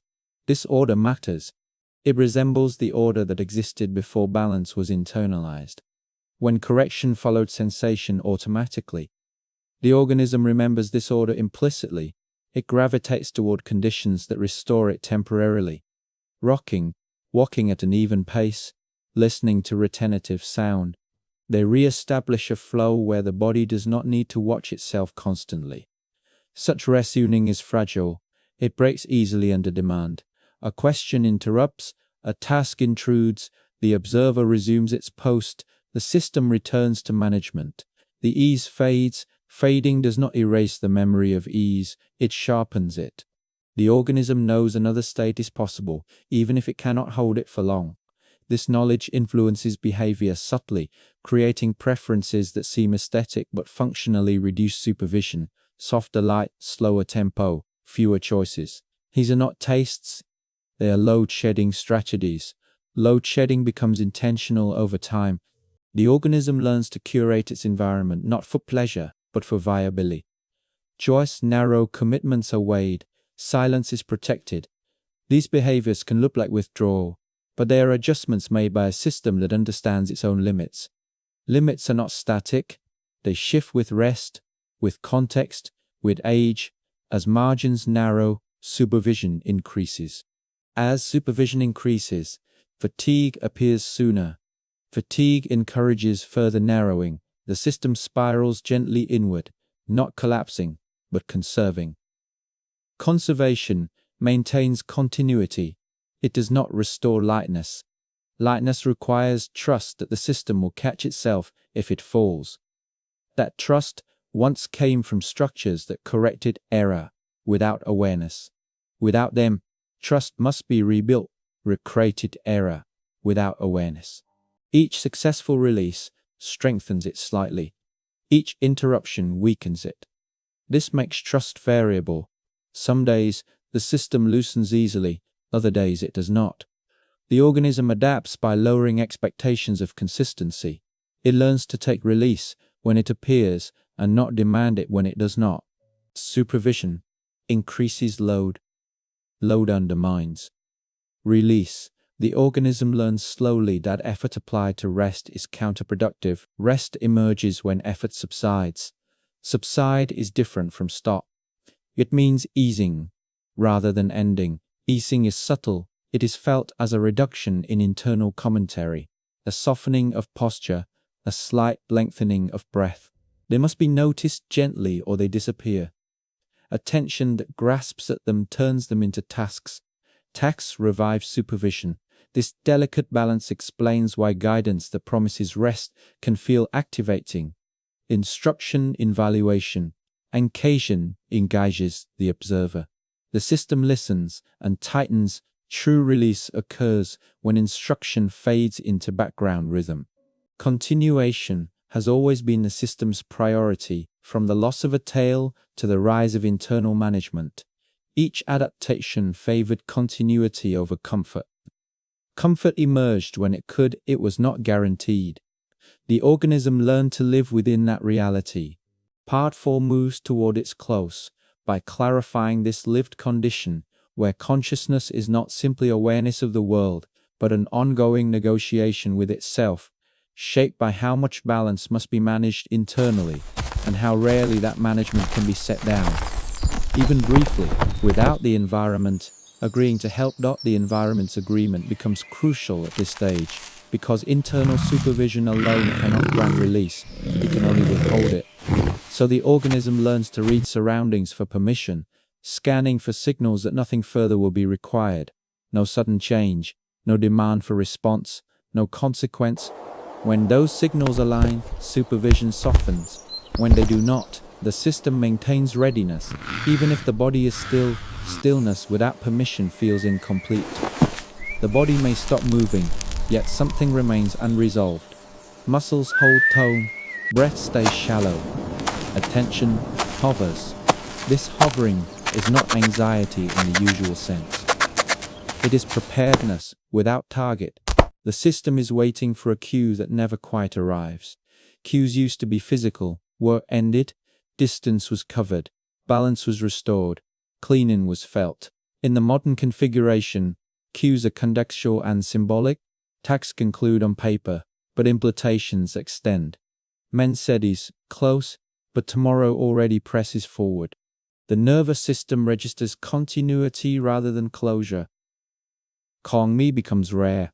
Without closure, release is postponed. Postponement becomes habit. Habit becomes baseline. The organism adapts by redefining rest as a lower intensity of management, rather than an absence of it. Calm becomes the state where nothing escalates, not where nothing is held. The body organizes itself around efficiency rather than ease. Weight distributes unevenly. Certain muscles remain engaged to create a sense of stability. These patterns feel normal because they persist. Normality masks effort. Masked effort accumulates. It expresses itself not as pain initially, but as reduced elasticity. The body responds more slowly. Recovery takes longer. The system compensates by planning further ahead, reducing exposure, simplifying commitments. These adjustments are adaptive. They protect capacity. Protection, however, narrows experience. Narrowing feeds supervision. Supervision feeds further narrowing. The loop tightens gradually, often unnoticed, because each step makes sense locally. Understanding the loop in Samson accents differentiative. It does not promise resolution, it alters orientation. Ore determines how effort is applied when orientation shifts away from optimization and toward allowance. Supervision has less work to do. Allowance is not permission granted by thought. It is permission felt by the body when conditions align sufficiently, thought can point toward it. Creation requires cooperation between posture, environment, rhythm, and expectation. Rhythm matters more than explanation. Slow repetition communicates safety more effectively than instruction. Predictable cadence reduces the need for monitoring. Monitoring eases. When nothing changes quickly, the organism listens. Breath lengthens by a fraction. Attention widens rather than narrows. None of these shifts announce completion. They signal a direction. Direction toward less effort does not mean collapse, it means redistribution again, this time toward gravity, surface, and time. The system learns that not all support must be internal, external structures can carry some of it. When that trust grows, supervision loosens. Trust remains conditional. It strengthens through repetition. Each successful release leaves a trace. Traces accumulate over time. The organism learns that release is possible even if temporary. Temporary is enough. This is the quiet resolution Part 4 moves toward, not an ending but a reframing of consciousness as a field shaped by how much the organism must manage itself and how often it is allowed to stop managing at all. The process continues as the organism becomes increasingly sensitive to timing, because release no longer occurs simply when demand ends, but only when demand ends at the right moment, in the right context, after the right sequence of signals, making timing itself critical. A pause that arrives too early feels unsafe. A pause that arrives too late feels ineffective, and the nervous system learns to evaluate not only what happens, but when it happens, adding yet another layer of supervision to a system already crowded with internal management. As crowding increases, attention changes its behavior, becoming selective not by preference, but by necessity, lingering on what feels unresolved and skipping over what feels complete, even when completion has technically occurred. And this bias keeps awareness oriented. This bias keeps awareness oriented toward what might still require action. When readiness persists, the body adapts by reducing movement variability. Because predictable motion costs less to supervise, and repetition becomes calming not because it reduces work, but because it reduces informational load. This is why repetitive tasks, steady rhythms, and familiar routes feel easier than novel ones, even when effort is similar. Ease emerging from reduced supervision rather than reduced demand. Supervision becomes the hidden expenditure, and as long as it remains active, true rest stays conditional, limited to micro-releases that prevent collapse but do not fully restore margin. Over time, margins narrow, and narrowed margins push the system toward conservatism, stabilizing function while reducing tolerance for disruption. Disruption then feels heavier than it once did, not because interruptions are severe, but because they arrive in a system already balancing near its limits, where each new demand competes for liberty over expansion. Expansion would require letting go, and letting go requires confidence that recovery will follow. Yet confidence depends on history. When recent releases have been shallow or incomplete, confidence weakens, supervision strengthens, release delays, and the loop sustains itself. At this stage, the organism often mistakes management for identity, believing itself careful, structured, disciplined, or reserved by nature, without recognizing how much of that nature is shaped by ongoing load. Identity provides coherence, but it also hides cause. Adaptation repeats rather than resolves. Resolution, however, is not the goal of this system. The goal is continuation, and continuation tolerates inefficiency, strain, and subtle discomfort as long as collapse is avoided. This tolerance is adaptive, but it makes signals harder to read, teaching the organism to live inside gradients rather than thresholds, where there is no clear moment to stop, only a slow sense of needing less. and no clear moment to rest, only a gradual reduction in engagement. This ambiguity makes intentional rest difficult because intention accommodates supervision and supervision interferes with release. Release occurs when intention loosens rather than acts. Loosening happens when attention widens enough that the observer loses its focal point, which can occur through monotony, rhythm, or gentle sensory saturation.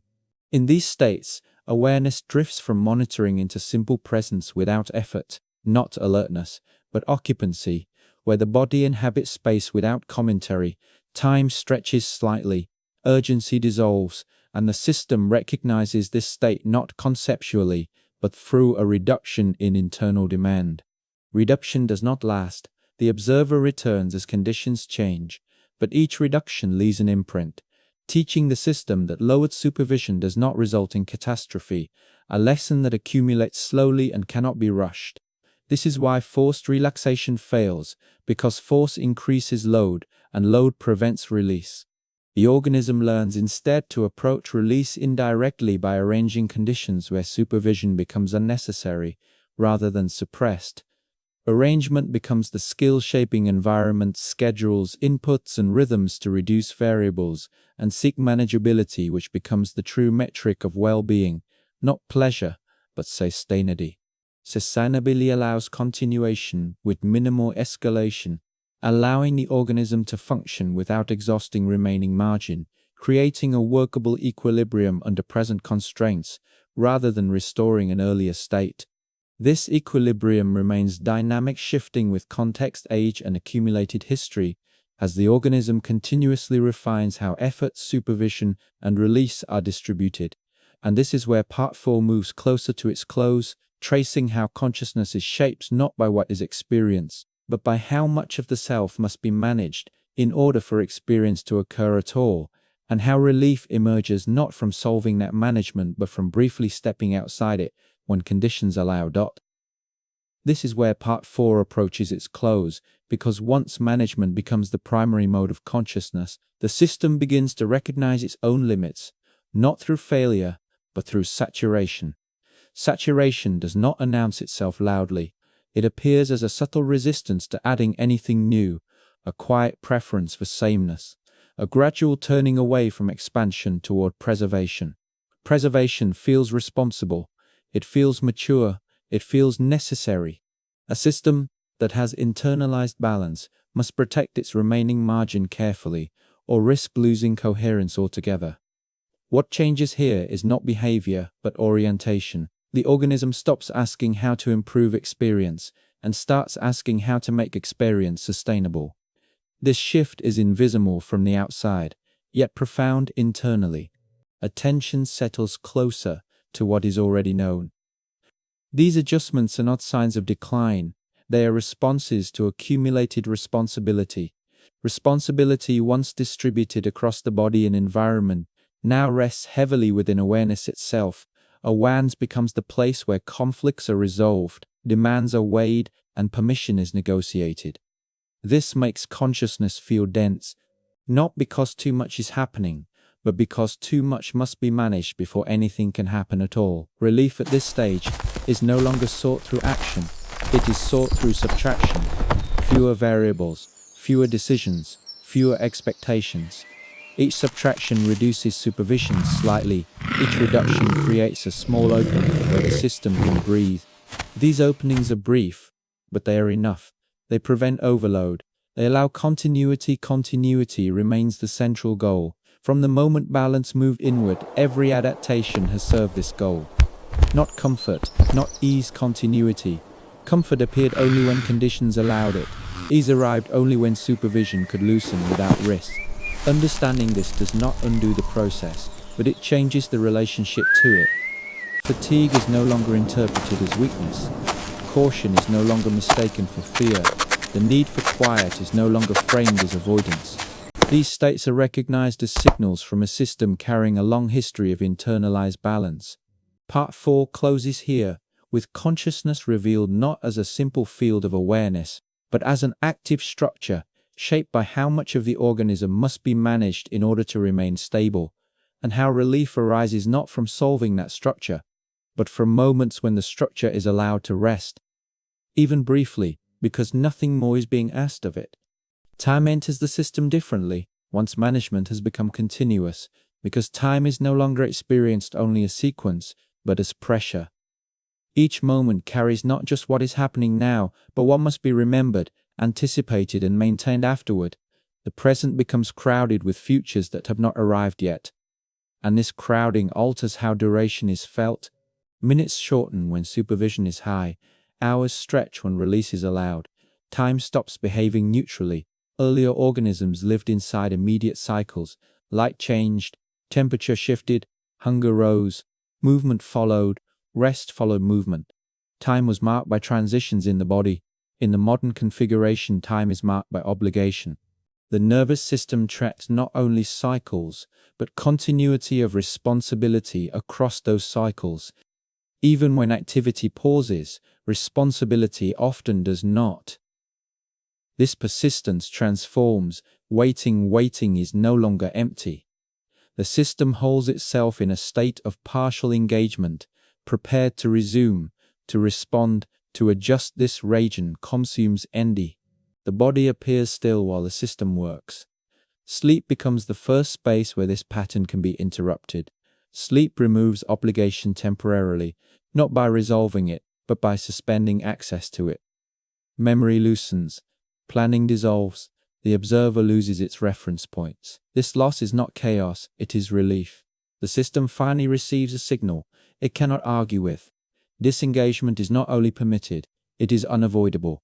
The descent into sleep is not smooth for a system trained to manage itself constantly. It resists, thoughts arise, sensations sharpen briefly. The observer looks for something to monitor. When nothing holds, it relaxes in stages. Muscles soften unevenly. Attention flickers. These are not problems, they are negotiations. Negotiation continues until supervision yields. Yielding does not feel like stopping, it feels like drifting. Control loosens without a clear decision. Awareness thins. The body accepts support without checking it. Gravity takes over work that the system has been performing internally all day. It mirrors the condition that existed before balance was fully internalized.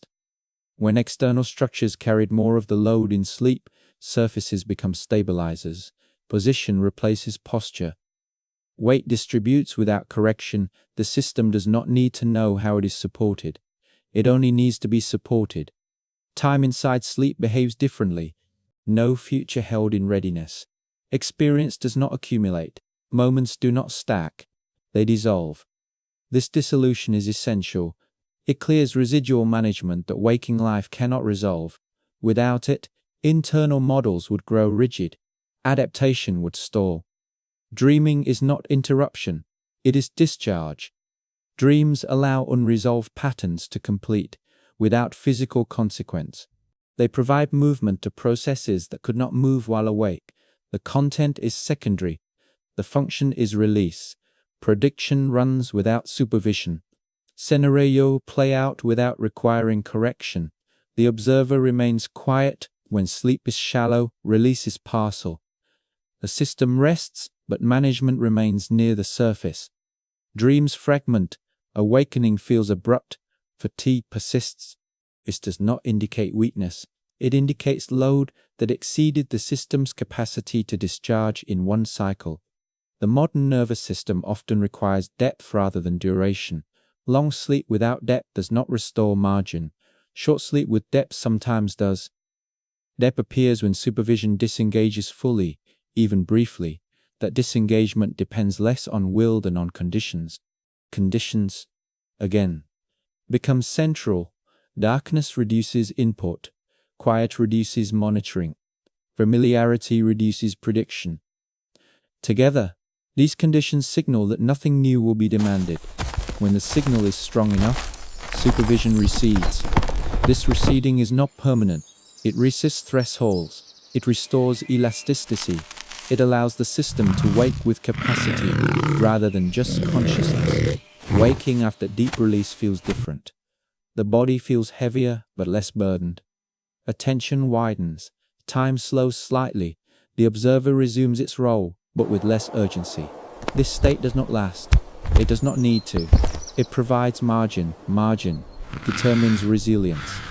It's not toughness.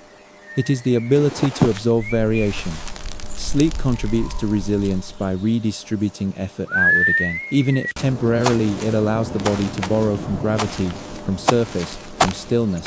As part 5 unfolds, time and sleep reveal themselves not as passive states, but as structural components required by a system that has internalized too much responsibility to carry continuously. It is recalibration. It is the only interval where management can be suspended without risk, because nothing is expected to be managed at all. Sleep also alters how the body relates to time after waking, because the suspension that occurs during deep rest does not end cleanly the moment consciousness returns.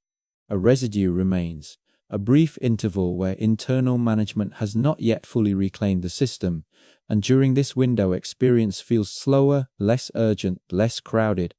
This is why moments just after waking can feel unusually spacious, even before thought forms, because the internal observer has not yet rebuilt its structure of anticipation. As the day unfolds, time gradually compresses again. Tasks accumulate, sequences stack, a system resumes tracking continuity across hours, projecting forward and holding unfinished states open. Time shifts from something that is moved through to something that must be kept up with, and urgency returns as background rather than exception. It does not push toward a specific action, but sustains readiness itself. Muscles hold tone, attention narrows, breathing adapts to vigilance rather than movement. Energy is spent maintaining a state instead of completing a task, and this is where modern fatigue diverges from older forms. It is not depletion from effort, but erosion from maintenance. Sleep interrupts this erosion by removing the future from awareness. In sleep, there is no next step, no consequence to anticipate, no demand to prepare for. Time is experience without projection, and this experience fits internal pacing, reminding the nervous system that existence does not always require readiness. Without this reminder, pacing accelerates error, sensitivity increases, small delays feel larger, interruptions feel intrusive, and waiting feels wasteful, not because anything is wrong, but because too much meaning has been compressed into each unit of time. During sleep, meaning thins, hierarchy flattens, nothing competes for priority. When hierarchy returns upon waking, it does so with less rigidity, at least temporarily. When sleep is insufficient, the future feels closer, pressing inward, making decisions feel heavier and choices more consequential. The system responds by narrowing options further to protect remaining margin, preserving function at the cost of flexibility. A rigid system struggles to descend. Structure is held too long. Internal supervision resists disengagement. Thoughts circle, sensations sharpen, the body negotiates longer before yielding, consuming energy that rest is meant to restore. This explains why exhaustion can coexist with difficulty sleeping. The system is tired, yet cannot afford to stop. It needs rest, but remains responsible. Surrender cannot be forced. It occurs only when responsibility is lifted rather than ignored. Rest becomes possible when conditions convince the system that nothing will be lost by letting go. The fear is not physical loss, but informational loss, missing something, failing to respond, falling behind. Darkness, quiet repetition, and familiarity reduce this fear by removing cues of change and signaling continuity without demand. Under these conditions, the system yields not because it decides to, but because it no longer has a reason not to. When yielding occurs, the relationship to time changes again. Time passes rather than accumulates. This fading is restorative. It clears space. It allows waking life to resume without carrying the full weight of what came before, not because demands disappear, but because they are periodically released from awareness altogether.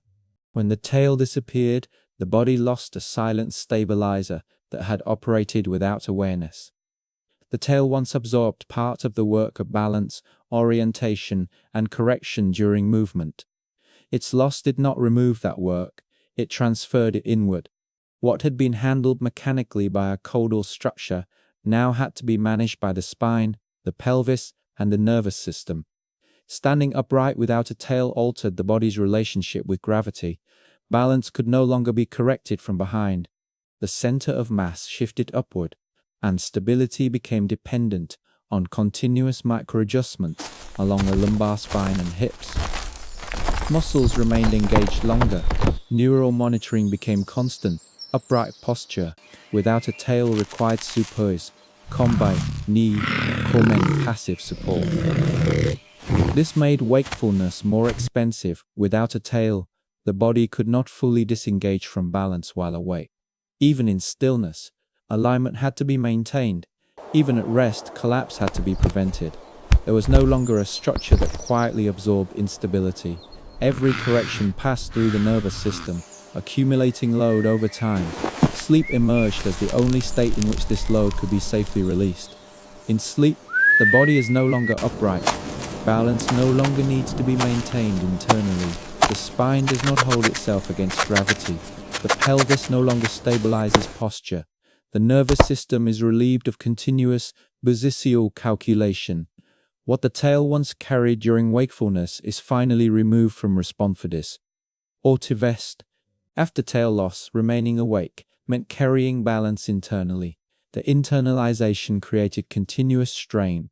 Sleep became the interval in which that strain could be set down without risk, because gravity was accepted rather than resisted, and correction was no longer required. Time feels different in this state because balance no longer needs to be predicted. There is no anticipation of falling, no preparation for correction.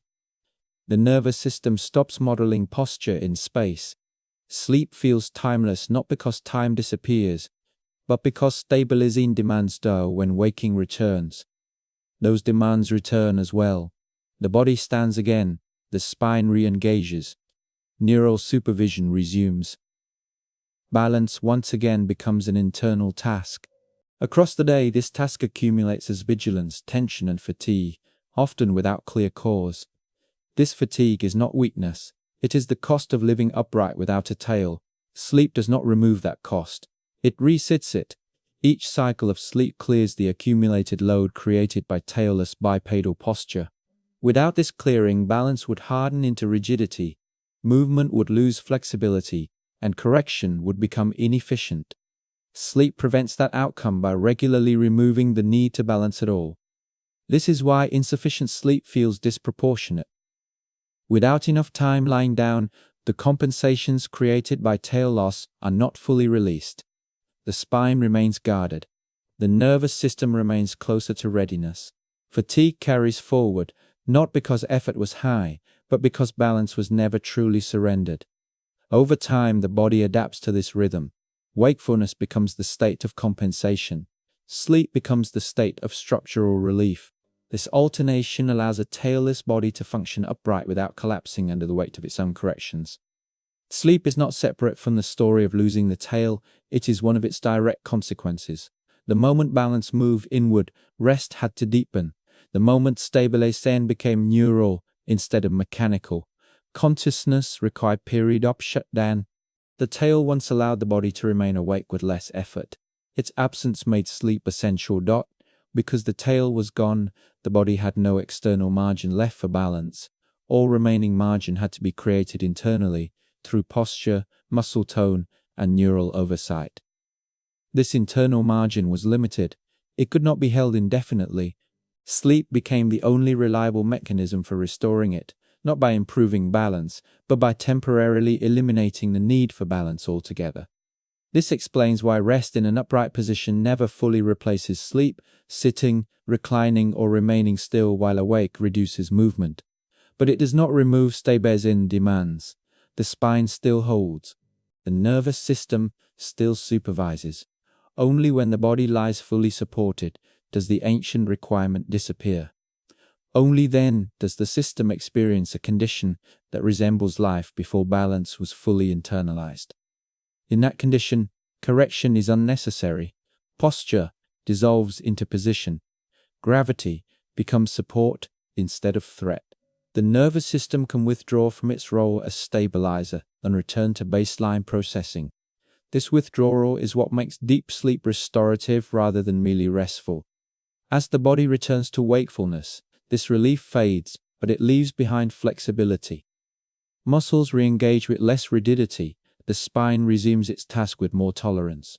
Neural supervision returns, but not at maximum tension. This temporary flexibility is what allows movement to feel natural again, at least for a time. Throughout the day, that flexibility is gradually consumed. Each correction, each adjustment, each moment of upright balance without a tail draws from it. By evening, the margin narrows again. Fatigue appears not as collapse, but as quiet resistance to further correction. The system signals that internal balance has been held long enough. Sleep answers that signal, not as luxury, not as preference, as structural reset. In this way, the loss of the tail did not merely change how humans moved. It changed how long they could remain awake, without degradation. It imposed a rhythm on consciousness itself, forcing cycles of engagement and withdrawal that earlier bodies did not require. In the same way, what emerged from this loss was not weakness, but dependency. A tailless body could still stand, still move, still adapt, but only if it accepted regular withdrawal from upright control. Sleep became the interval where the body returned to a condition it could no longer sustain while awake, a condition in which balance was not managed internally. Posture did not require correction, and gravity carried the load without resistance. This interval was no longer optional. It was built into the structure of a body that had given up its caudal stabilizer. Over evolutionary time, this dependency hardened into necessity. The nervous system adapted to expect release. Muscles adapted to cycles of engagement and full surrender. Consciousness itself adapted to periodic shutdown, because remaining active without interruption would gradually erode coordination, flexibility, and efficiency. The rhythm of waking and sleep was no longer merely behavioral, it became anatomical. In this way, the loss of the tail reshaped not only how humans balanced, but how long they could remain aware. Wakefulness became a state that could be sustained only temporarily. Sleep became the mechanism that prevented the costs of tailless balance from accumulating beyond recovery. Without it, posture would stiffen, movement would degrade, and the system would harden under its own compensations. The tail once allowed balance to exist without awareness. Its absence made awareness carry balance instead. Sleep became the only place where that burden could be put down completely, even if only for a while, allowing a body without a tail to rise again and repeat the cycle. With the tail gone and sleep already fixed as a structural necessity, the next transformation occurred quietly inside the nervous system, because balance had moved inward and prediction moved with it. A tailless body could no longer wait for instability to appear and then respond. Upright posture forced the brain to anticipate imbalance before movement began, continuously modeling position, load, and correction in advance, rather than after the fact. In tail primates, balance could remain reactive, with the tail responding once motion was underway. But in humans, correction had to precede motion, because the spine and pelvis could not swing freely without consequence. Every step required pre-activation of muscles. Every change in direction demanded advance adjustment. And the nervous system shifted from a responder into a forecasting system. This forecasting carried an energetic cost. Maintaining upright balance without a tail forced the brain to remain partially engaged even during stillness. So standing, sitting, and slow walking all required constant background calculation. This activity was subtle but continuous, raising the baseline cost of being awake. Consciousness became linked to posture, not because posture demanded attention, but because prediction could never be fully switched off in a tailless body. As this requirement persisted, the brain's priorities changed. Resources were redirected toward coordination, timing, and internal modeling, with structures involved in anticipation. These changes did not arise to create intelligence in the abstract. They arose to keep an upright body from collapsing without a caudal stabilizer. Thinking followed balance. Once prediction was necessary to stabilize posture, the same neural machinery became useful elsewhere, anticipating tool use, social movement, and environmental change. Gruck began as a solution to tailless locomotion, gradually reshaped. Cognition itself, turning planning, tuning, and simulation, into extensions of bodily necessity rather than optional abilities. But prediction could not be sustained indefinitely without interruption. The more the nervous system modeled future states, the more strain accumulated. Narrowing error margin. Without periodic release, forecasting hardened into vigilance, appearing not as failure, but as tension, restlessness, and reduced tolerance for variation. Sleep became the interruption that prediction required. During deep sleep, forecasting shuts down. Posture is no longer modeled, movement is no longer simulated, and correction is no longer prepared for. Predictive circuits disengage because they no longer serve a function when the body is fully supported, and this disengagement is essential to prevent vigilance from becoming permanent.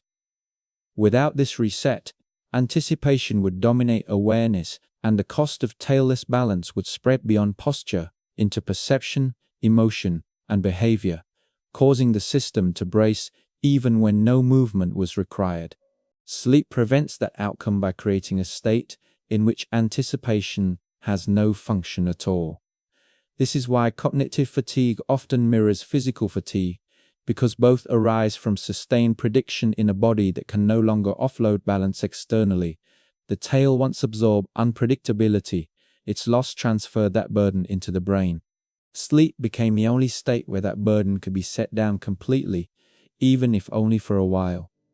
The body did not need explanation, it needed release. In a tailless organism, release could no longer come from shifting balance outward or redistributing load through a caudal structure. There was nowhere for that load to go except down into full support. Sleep answered this need by removing the final requirement altogether, the requirement to anticipate. The body lay fully supported, prediction lost its purpose, upright alignment no longer mattered. Correction no longer needed to be prepared. The nervous system was permitted to stop projecting forward and return to a neutral state. This release was not chosen, it was triggered by exhaustion of internal margin. Once the capacity to predict safely was spent, continuation, without reset, became inefficient. Sleep intervened, not as preference, but as structural necessity, restoring just enough margin for anticipation to begin again the next day. In this way, the loss of the tail did not simply change how humans balanced or moved. It imposed a limit on how long prediction could be sustained, and it bound consciousness itself to cycles of engagement and withdrawal. Wakefulness carried balance inward. Sleep set it down again.